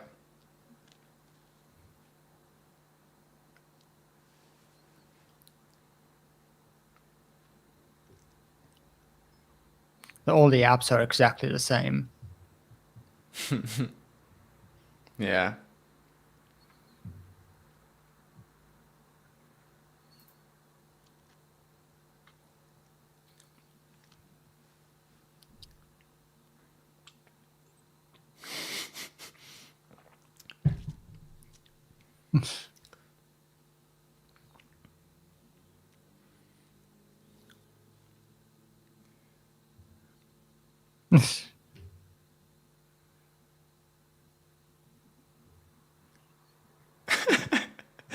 Just bullies this guy, his assistant. Yeah.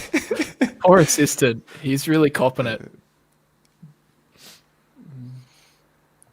And in the background, you've got WAMU, Washington Mutual.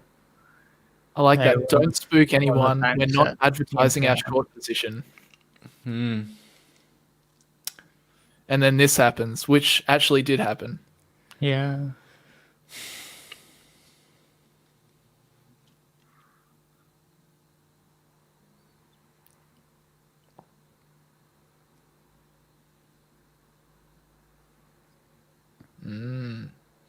We've got a question there. Do any of you guys want to answer? After this scene.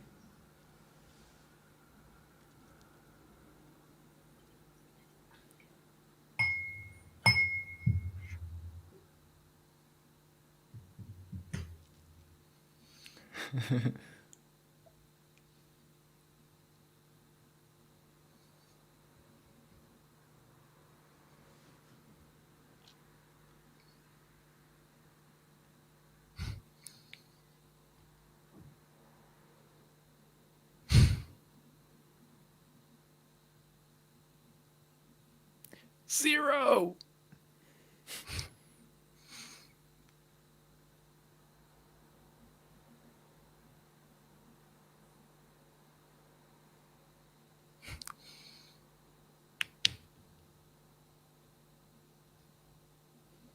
Good one, Mark.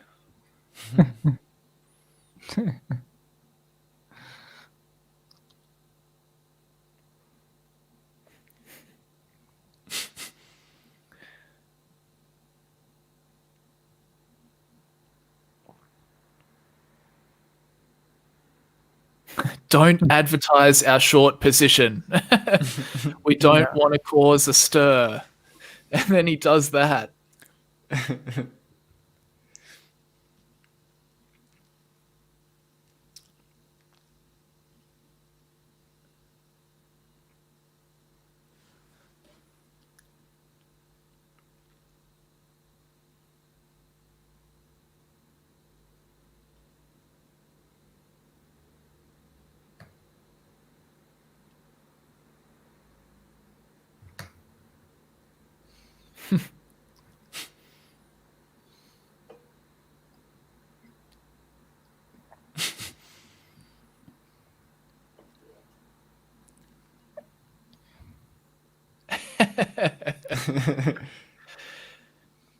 Hey, you guys want to answer the question? Yes. Brandon, can you pull the Sorry. question up? Yep. This one here. Yeah. You ever thought about working in finance? Yeah, I do prefer to do my own thing. But no, I don't think I would be an analyst or a trader. What about you guys? Yeah, I'll never say never, but I do like doing my own thing. So I don't think so. Trader, no. Analyst, maybe, but probably not. Still, I'd probably still like to do my own independent work, but I'll never say never. We'll see how things evolve. Yeah. And I work in finance now. You love it. This is right up your alley. Yeah. Yeah, I work in lending at the moment. So I'm finishing that up soon and going to work as an analyst. So, answer is yes. Back to the movie.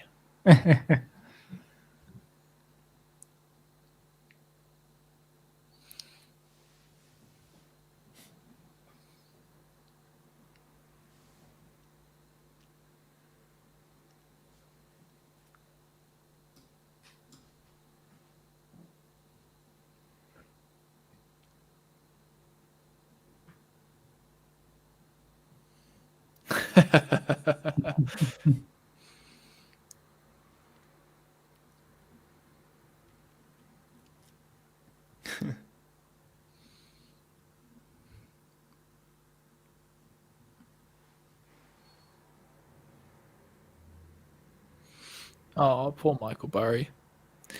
It's really interesting seeing how much his investors really turned on him. Like Christian Bale's portrayal is accurate. He was so sure of this bet.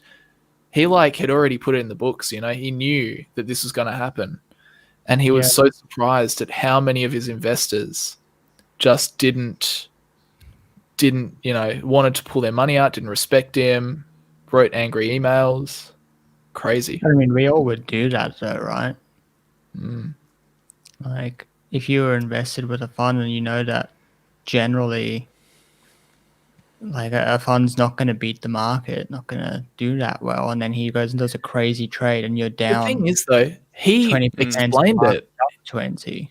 He wrote countless emails to all his investors explaining exactly why he was doing what he was doing.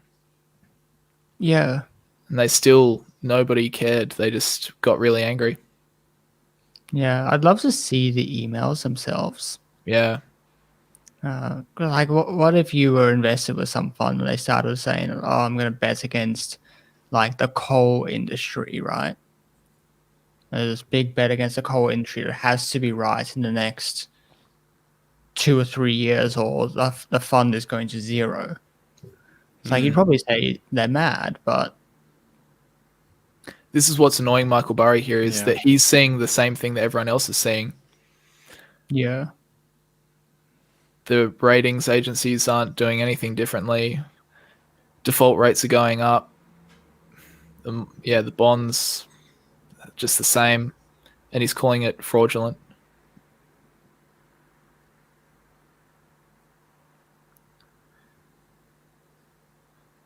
And that's got to suck because you're right, but the game's rigged. Yep. Yeah. Especially if there's a timeline. Yeah. You can't wait forever. Like if you're just long an investment, even if it's taking a long time for the market to realize the value, there's no risk to you to hold it. No pressure. There's no pressure. Yeah. Whereas if you're short and you're making margin calls and you're losing more Buying and more money every day, derivatives. Yeah. then it's a different Got to story. have some balls to do it. Yeah, that's for sure.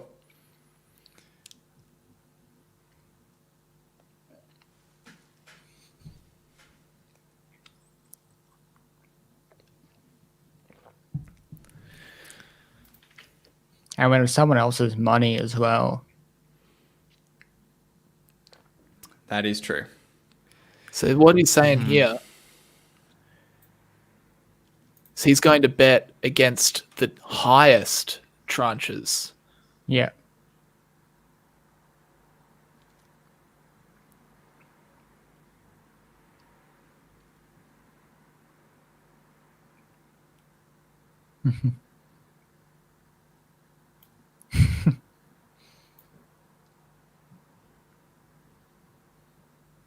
So it's like second highest, just below the AAAs.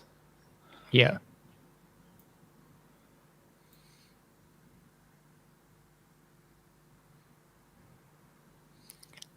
It's funny how Michael Burry has become the sort of hotshot investor since the movie because he used his real name. Yeah. Like, everybody knows him. The other guys got it right too, but they're not like Haven't got that big same celebrity fame. investors. Yeah. So now they're going on this spree of buying the credit default swaps against the AA, so against the AA tranches, which are supposedly very, very safe, owned by all the big dogs. And they are happy about it.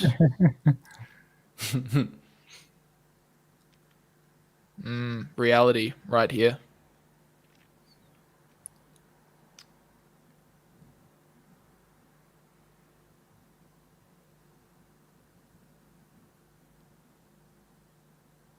Uh-oh.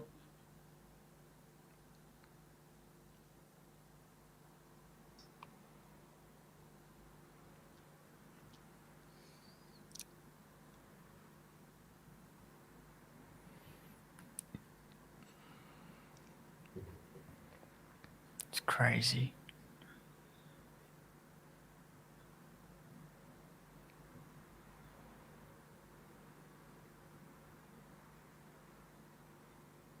And that was the trade-off during COVID.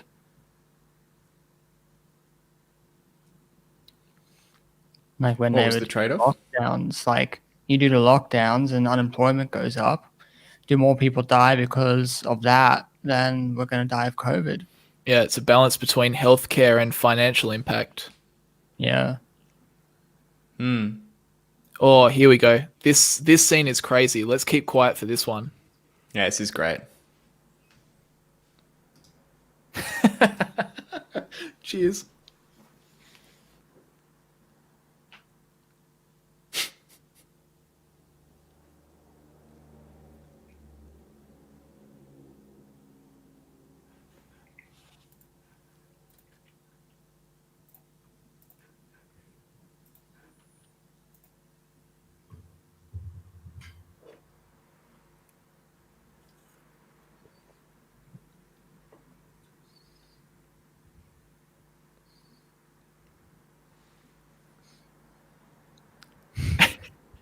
Absolutely.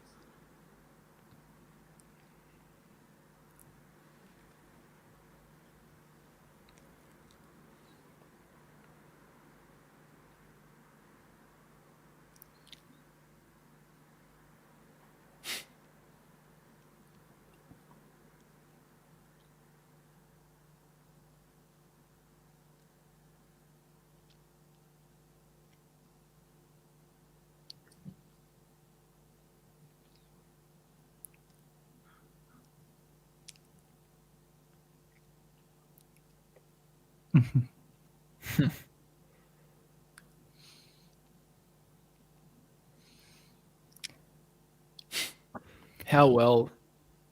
And in some way, like these people, they like that guy's making so much money off of this. How well is this guy acting the Wall Street asshole though? Oh Yeah. yeah. Nailing it.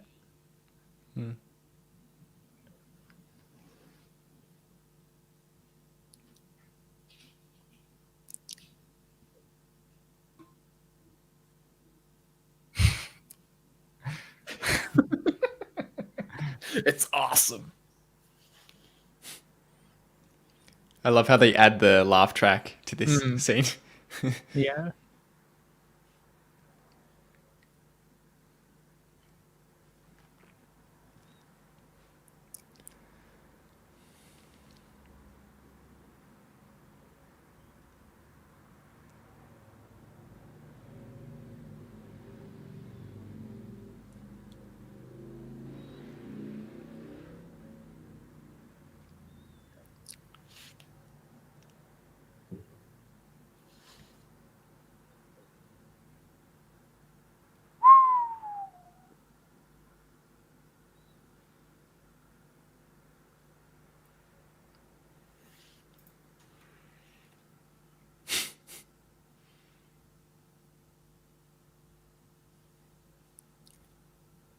It's insane. This movie does a really good job of explaining all of this. Here's another explanation Yeah. of the CDOs. Here we go. Listen up to this, everybody.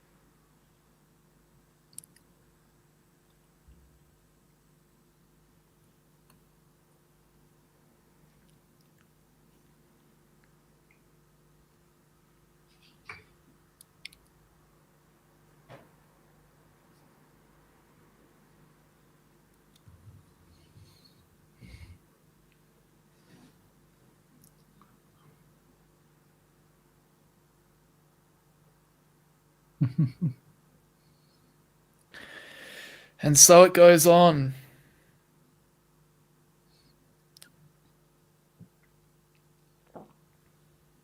It's insane. But listen to the sound design in this section here. This is like sound design of the whole of America. Yeah. Oh, And if anyone wants to up their mental game in investing, read Richard Thaler's books. There's Nudge and Misbehaving, about sort of the mental fallacies that people run into specifically around economics.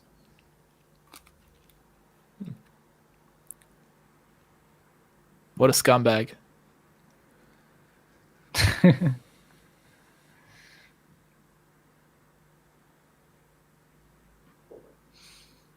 There you go. We got a comment. They play him so well. The real guy sued the studio of the movie. I didn't know that. Man, that's Wow. crazy. Listen to the music. It really sets the tone now. Because all these, this is so good because all these people know now that they are going to be really, really rich. They're going to make so much money. Like, But there's everything, so much everything is Yeah. going to go so badly. Amazing sound design, great score. Oof, hits hard. That fateful Las Vegas weekend. Yeah. Oh, at least they got together. That's cute. That's the happy ending of the story. I think from here, guys, I think it's about to go downhill. Yeah. We're just about reaching that tipping point, aren't we? This is that time where I think it was over like 2 or 3 weekends where everything just went tits up, really. There's some great books. If you read Hank Paulson's memoir and Ben Bernanke's, he was the chairman of the Fed at the time. Yes. Their recollections of those weekends when everything was collapsing is like quite chilling.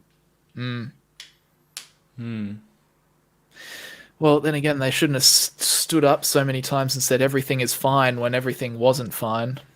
So there's that. Yeah. Yeah. Like, it's partly that, and partly they, like, the pace with which it happened. They did actually try to do some things, but the thing is, if you say, all right, everybody can't, like, stop doing this is going to cause a massive problem, then you set off the massive problem. Yeah, true. Once they realized what was happening, they couldn't stuck. go and yell from the rooftops about it. It's a big trap, isn't it? Yep. Yeah. Very, very difficult situation to be in, but a lot of these people saw it coming. A lot of these big dogs saw it coming and chose to do nothing. Yeah. I mean, Kevin Rudd knew it was going to happen when he was elected in 2007. He went over and met with Hank Paulson and asked him what he knew, what he thought was going to happen. That's why Australia's response was so quick. Right. Rudd knew it was coming. Right. Didn't know that. There you go. And he put in that law where the government would back the deposits in the major banks, which basically meant that people didn't have to worry about not being able to withdraw their funds from the major banks. Yeah. Right. Which Okay. is it's crazy how much financial institutions just rely on the like a level of trust that people are not going to all go and access money at the same time. Yeah. It's The principle of banking. Like, if you take academic courses on banking, that's like the principle of banking is that people think they'll need their money, but then they don't actually need their money. Like what the whole system is built on. It's all a balancing act, isn't it? Yeah. There's the ex ante demand for liquidity at par is greater than the ex post demand for liquidity at par. It's like the technical way of putting it. Thanks for that. That went. And back to the movie. That was kind of like a nice little brief period of the movie where we could actually talk a little bit. Yeah. Everyone's just Wonder what the freaking next out of scene is. it. This is probably where it's going to heat up a little bit now. Yeah. They're all going to make a lot of money and also be sad at the same time. Oh, here we go.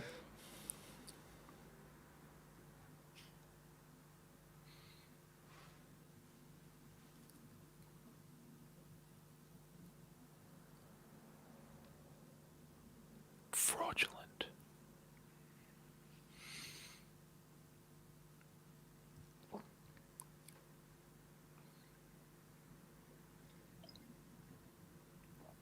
Uh-oh.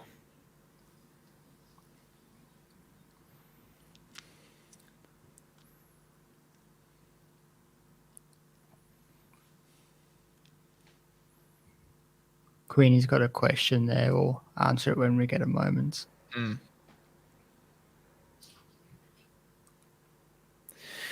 Oh, I feel so sorry for Michael Burry. He knew he was right. And I fair enough that he did what he did, but man, backlash. It's crazy in the interviews after all this how he's saying he made the investors millions and millions and millions of dollars, and even after that, they still hated him. Yeah. Crazy.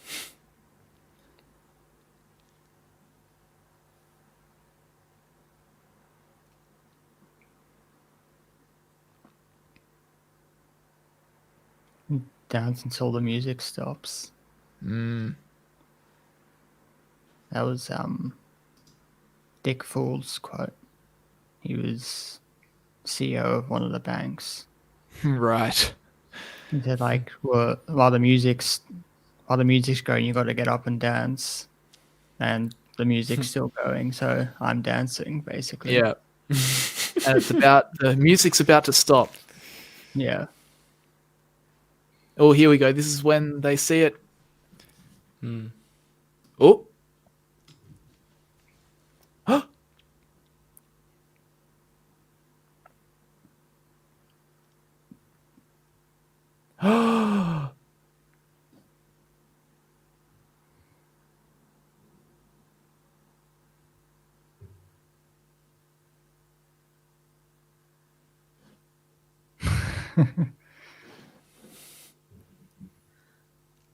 It's Ben Bernanke.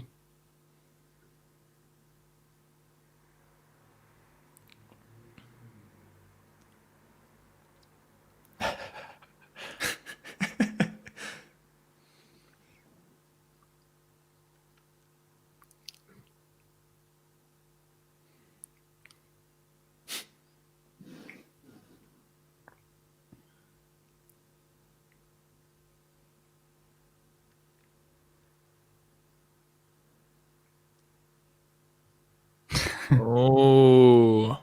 Now they want in. Fair enough.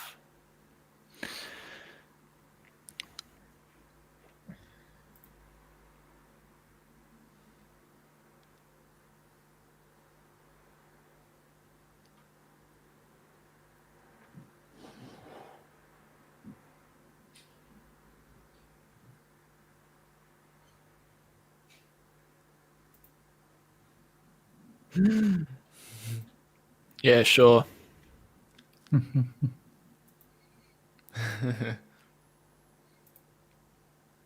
I read an article today about how a lot of these systems are running on computer code that was written in the 70s, and they can't get it off because it's too expensive. Wow. And Commonwealth Bank tried to get like a portion of their sort of clearing programs off of this old code, and it cost them $1 billion to do. Wow.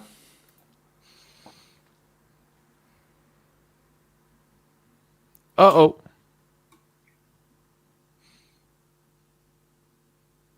I love it. No one believes him. Take your meds.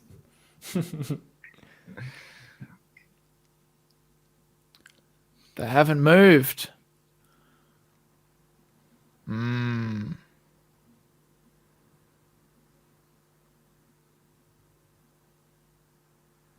Yep.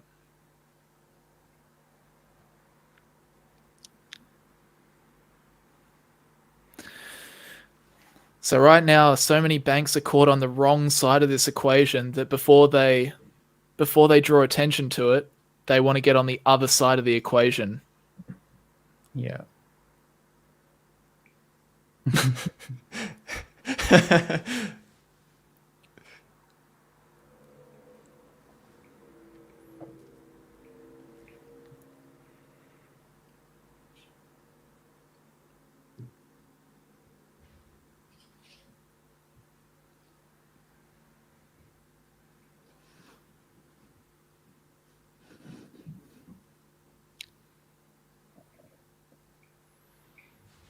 Garage band hedge fund.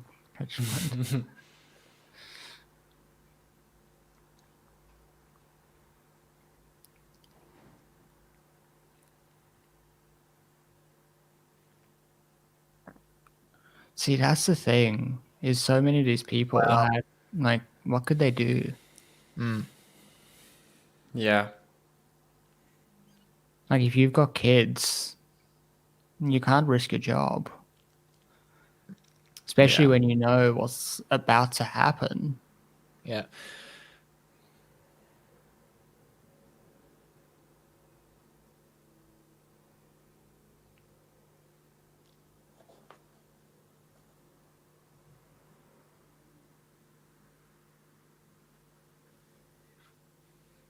Out.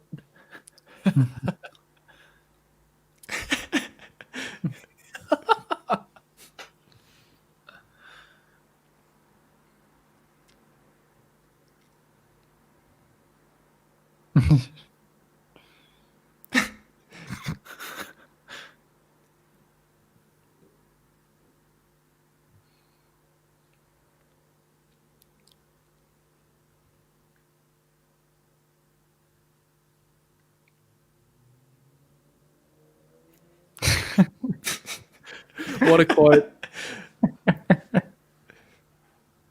No. So right now the banks are trying to offload their mortgage-backed securities because they know they're terrible, and they're trying to buy credit default swaps before everyone figures out what's going on, right?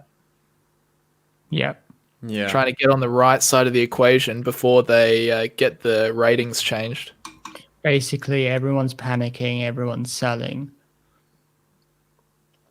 But there's so many steps in this whole thing that the price hasn't reacted yet. Yep.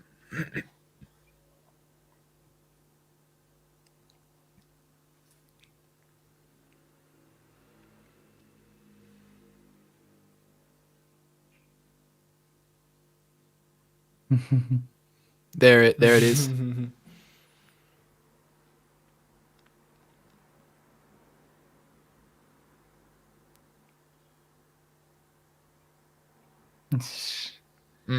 That's what we were just talking about.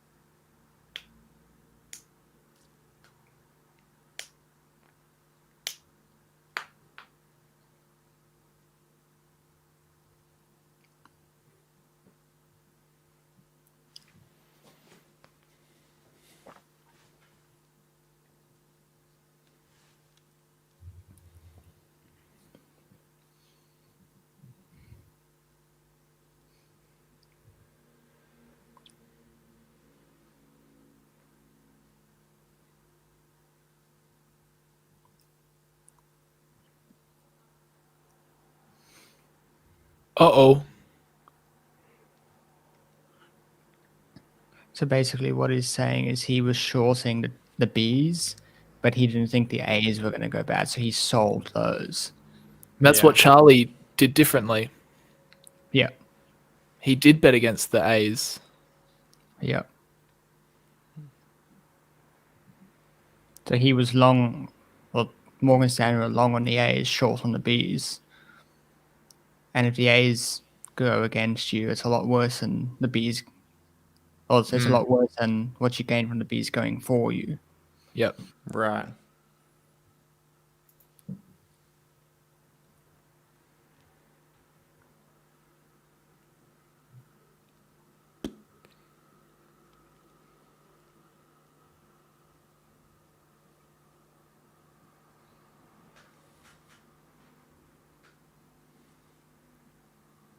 Uh-oh.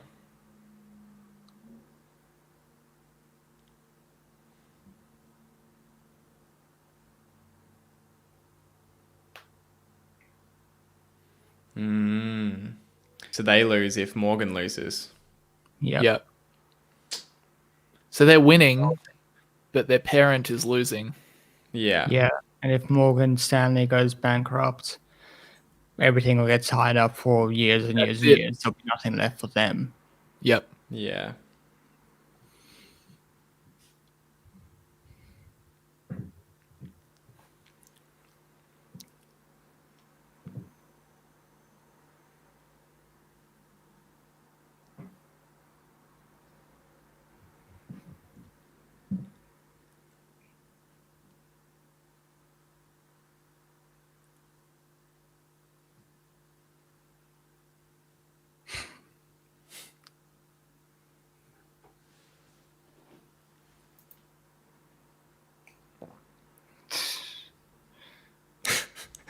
We're talking.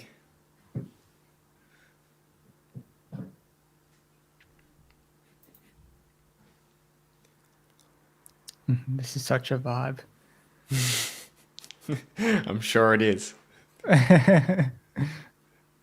So like your brother's watching them watch the movie. Do that would be like the live stream, the synthetic live stream. Synthetic CDO live stream.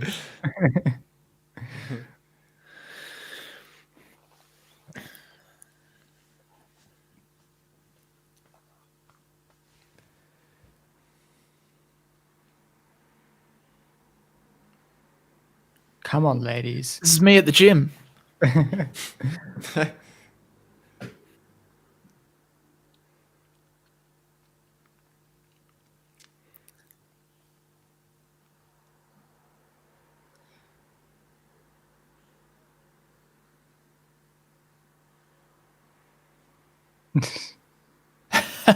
This is such a good scene.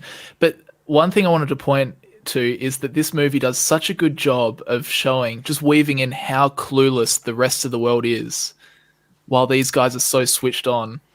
Yeah. Yeah. Like they're just in their spin class. Yeah.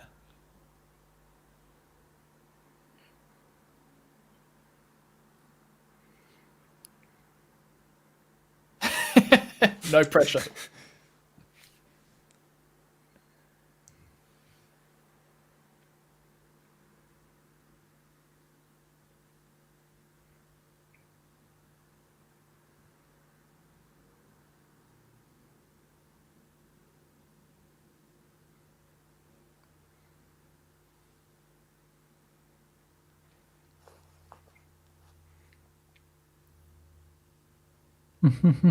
Oh.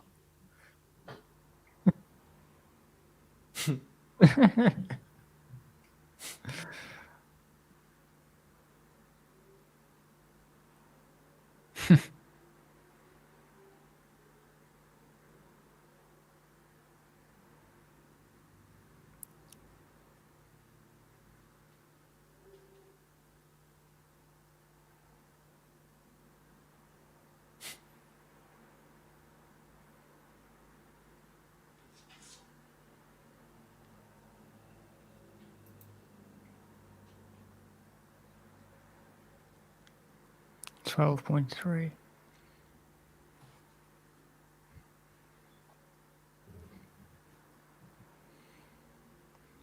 This is it. Like, you hated me, and I'm about to send you 100, 400, 500 million dollars. You know?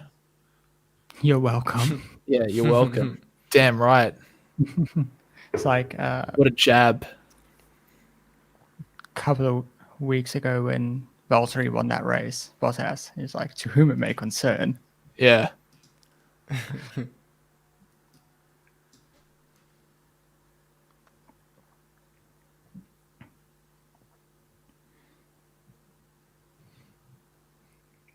It's palpable.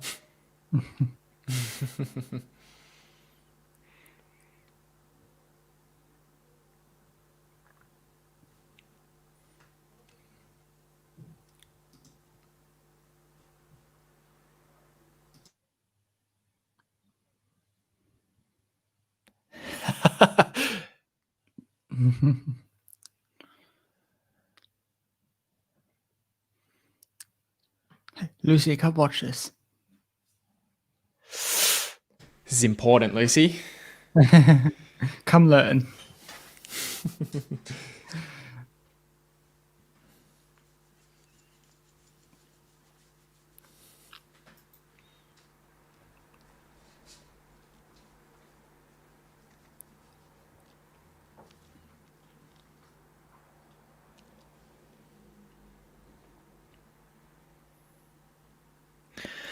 And that's the end of that story. Imagine getting $80 million overnight. Boom. Huge. Oh, I love this scene. Greenspan. Yeah, this is a really good one. This is The fantastic. Bear Stearns. Yep, Yeah. this is Bear.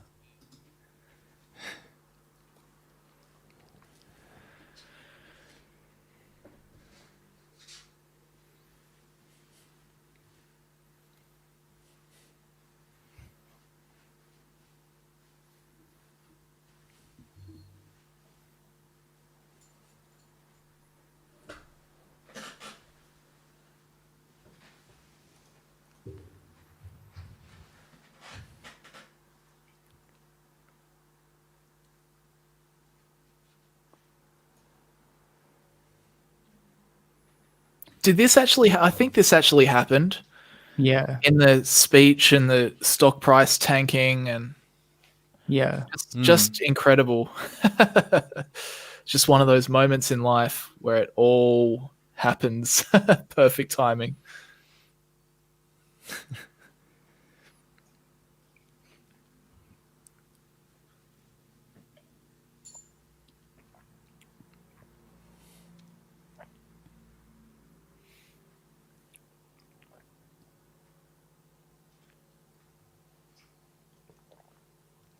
Don't think Idiot. so. That is what you want your management to be saying, isn't it?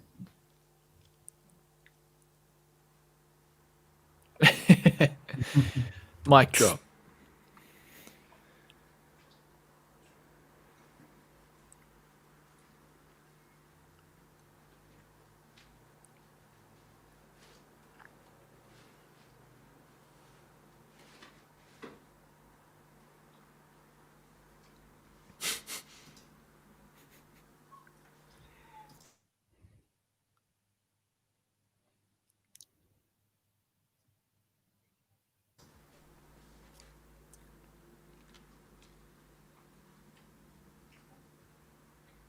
The days before Robin Hood.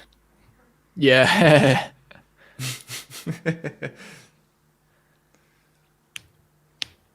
Someone had to text you stock prices.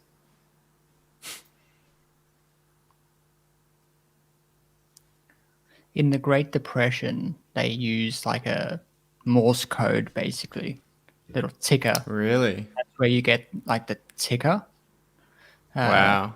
the code. And on the bad days of selling, the tape would continue to roll out of the tickers for hours after the market closed because the volume was so heavy. Wow. Wow. That's crazy.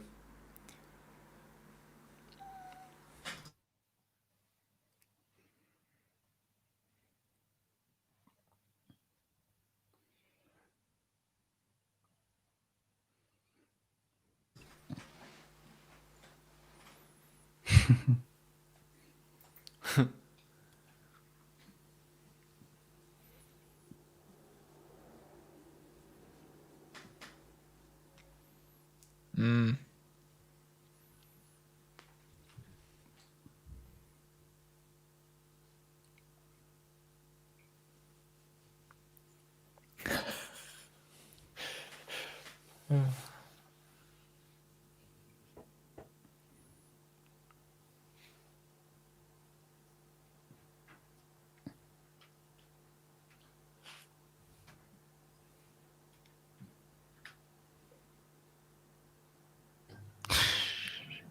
Boom.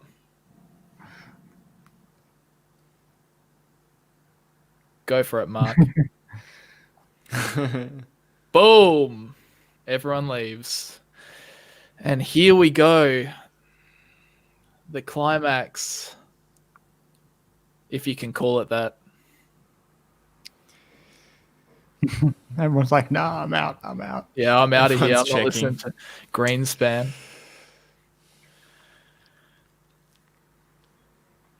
Greenspan's got a really good book about capitalism. It's like 250, 300 pages.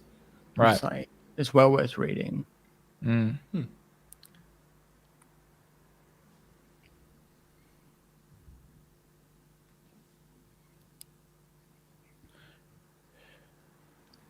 Don't talk to the press.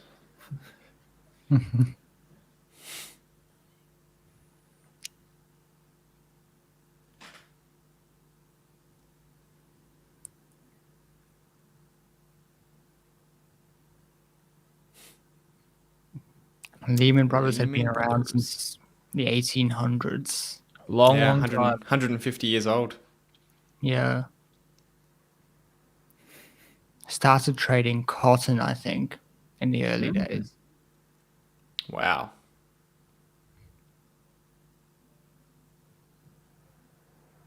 Do not talk to the press. Yeah. Always hated that.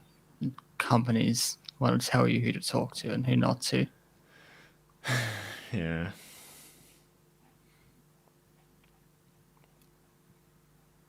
So this is still a nervous time for these guys. Yeah, they haven't sold yet. Mm.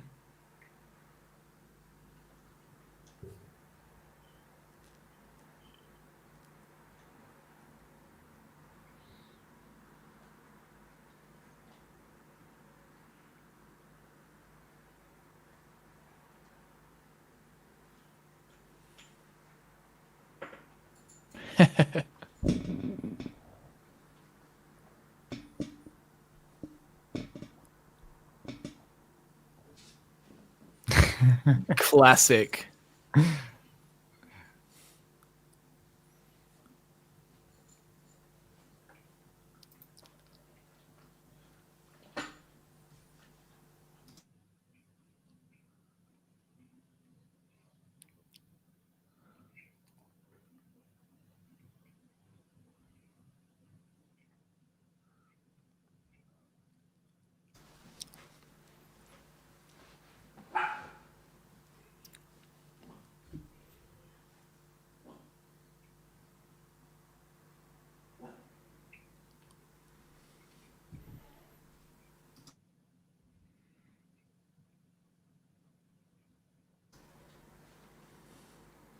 There's a guy from From earlier earlier. Yep.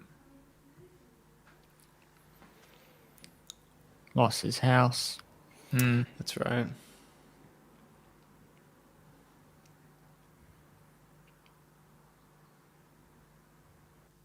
Mortgage brokers looking for jobs. Yep.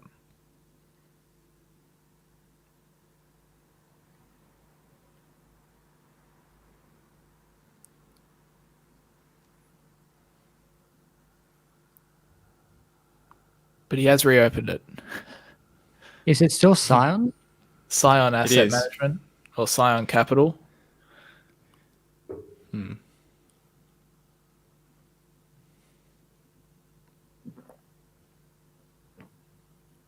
I think most of the money's his though. Now, Okay. I don't think he has. Like public money anymore. Maybe a little. I don't know. Hey, there's a happy ending for Mike Burry. It's a Yay! big year. Can we get a Mike Burry in the chat? There's a bit of positivity amongst all that's happening in the movie at this point. It's a bit of a downer, isn't it? Yeah, it is a bit of a downer. I But, remember March when the market went down like crazy.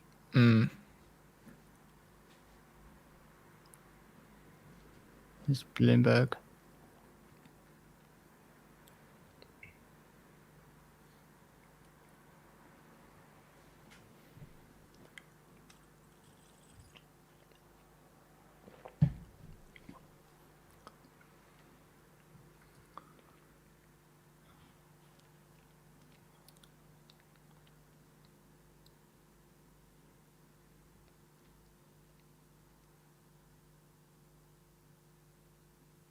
guess who's paying? You are. Taxpayers didn't actually end up paying for it. They, the taxpayers bailed them out, but like within a year, they'd made all their money back. Oh. Because they invested in the banks right at the bottom, basically. The stocks went back up and they made all their money back. Wow. Well, that's a good bailout then. Yeah. Yeah, we were very lucky with the people who were at the Fed, at the Treasury. Oh, I love this bit.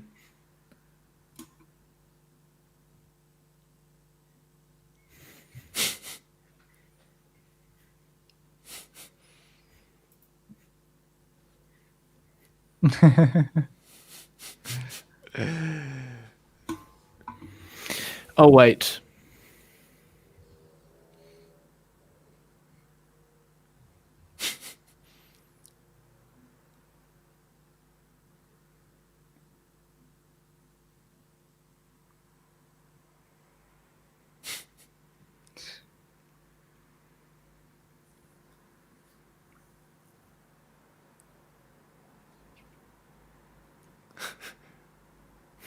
Unlucky.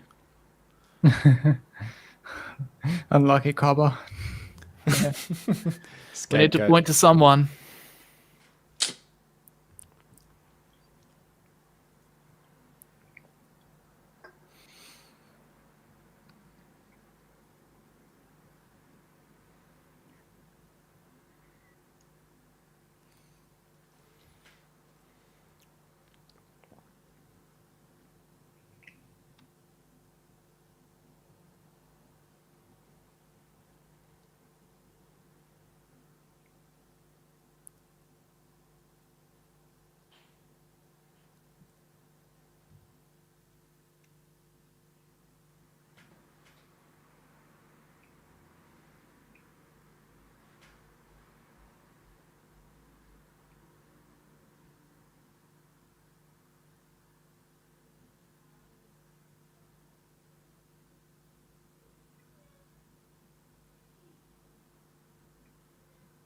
Sell it all.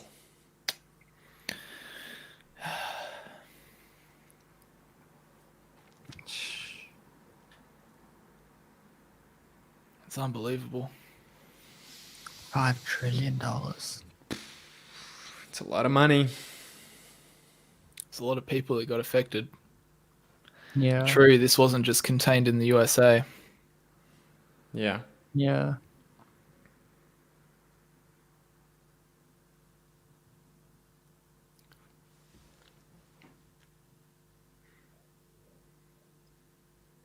I don't know if some of these facts still hold up. I know that the one about Mike Burry being invested in water is no longer the case. He sold those investments ages ago. Yeah. All right. Tempted to sue the ratings agencies. Well, fair enough.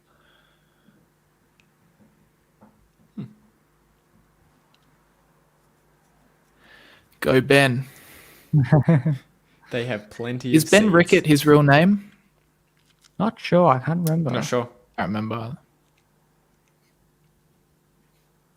And then he gets investigated by the FBI.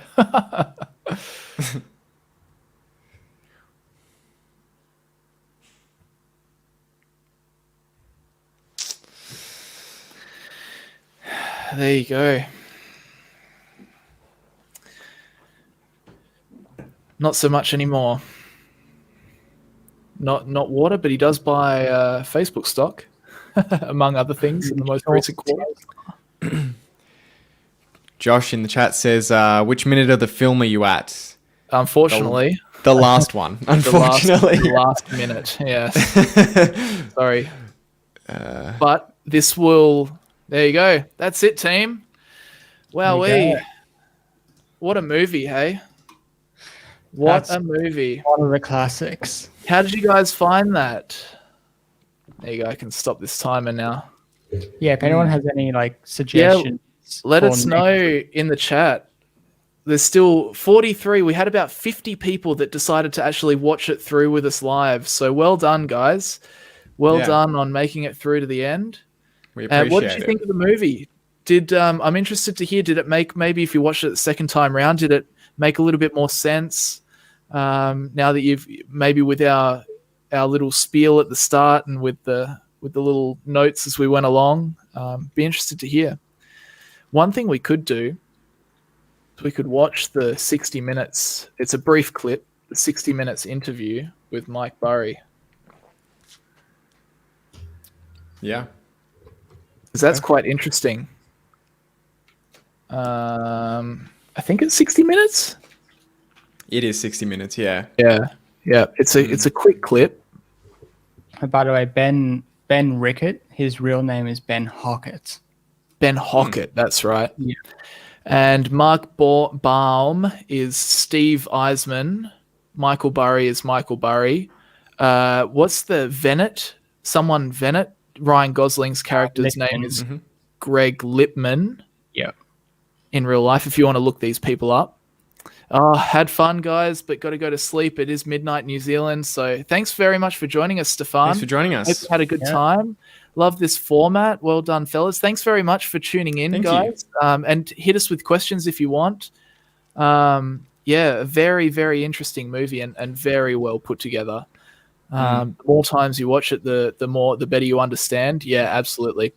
I'd love to hear any of you guys if you have any feedback on the format. I think we tried to do the best we could because obviously we didn't just want to sit here and watch the movie because otherwise, what's the point? We wouldn't say anything. So did we get it right? Do you feel like we should have spoken more or talked less? Or I don't know. I'd love to hear any feedback on that because we're obviously doing another movie night. If you missed that at the start, next week, next Saturday, if I can get this up, we are doing the Wolf of Wall Street, Saturday, December 19th at 7:30 p.m. That one we're basically going to just get started straight away because there's not really that's just pure entertainment. There's not too much. It's a long one as well. Yeah, and it's a long one. We need to get right on it because it is a 3-hour movie. So yeah, if you game, it's probably in my top 3 favorite movies of all time, though. So if you want to join us next week, then definitely join us for another live movie night. But while we're The Big Short, Wolf of Wall Street, and Wall Street. Yeah, we could do all of them. I'm trying to find the right clip. And need some coffee next week. There's a really good documentary. It's available on YouTube for free. If you search GFC Vice, it's the one on the Council on Foreign Relations channel. It's about an hour and a half long. It's a really good documentary about the rescue of the financial system and how the bailouts worked and why they did them and all those sorts of things. Right. Here you go. I'm going to flip this over and let's watch. So this is real life Michael Burry in a quick interview on the global financial crisis. Let's have a listen.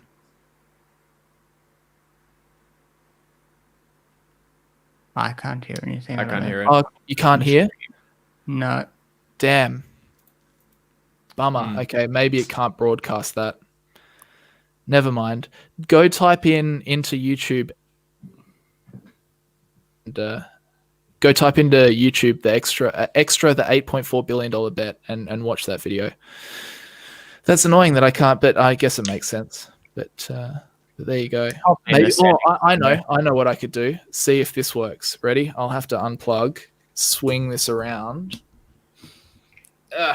We'll see if this works. Brenton just said in the chat, The Wolf of Wall Street isn't on Netflix Australia. It is, I believe, on Stan.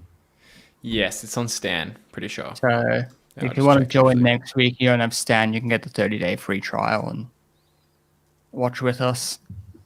Here you go. Ready? I'll try and do this so you can watch this clip. So how much of these things did you buy? I mean, you got out of everything else and wanted to put in default swaps betting against the housing market, right?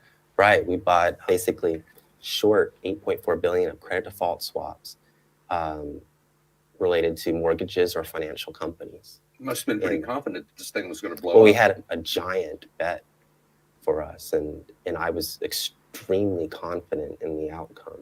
Were your investors as confident? I think a few investors were.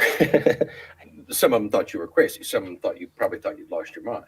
I know for sure that some of them thought I lost my mind. So you made a ton of money. Made a ton of money, much more than I ever imagined, I'd ever have. Were your clients grateful? I think a lot of clients were just glad to be done with it at the end. Even though they doubled their money? Well, we made $725 million, I think, on the funds in 2007. And in the first 6 months of 2008, there was about $730 million in withdrawals. Perhaps I had made the trade too big for the fund, and my confidence in the trade had ticked off some people. Even though you made them rich? It's remarkable. There are investors who made tens of millions off this, and we're still pretty upset. Wow. There you go, hey? Very remarkable. Unbelievable. Do you guys have any questions in the chat before we finish up? This has been a 2 hours and 34 minutes stream. Josh Unbelievable. is asking about that. Josh, yes. Actually, Brandon, if I send you the link, maybe you can just pop up the thumbnail or something so people can see it. Yep. Sure. Hang on. What do I need? Facebook? Yeah, I'll send it to you on Facebook. Okay. Yeah, no worries. How'd you guys like the movie though? What did you think? I'd love to hear from you guys in the chat. So send your thoughts and opinions through. But yeah, definitely. Thanks very much for joining us, guys. That was so much fun. I really enjoyed that.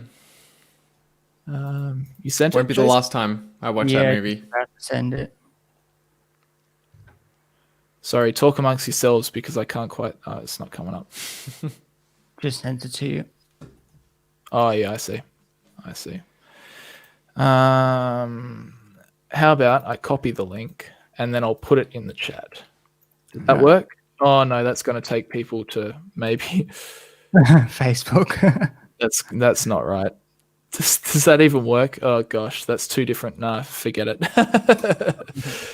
I'll have to put it over on.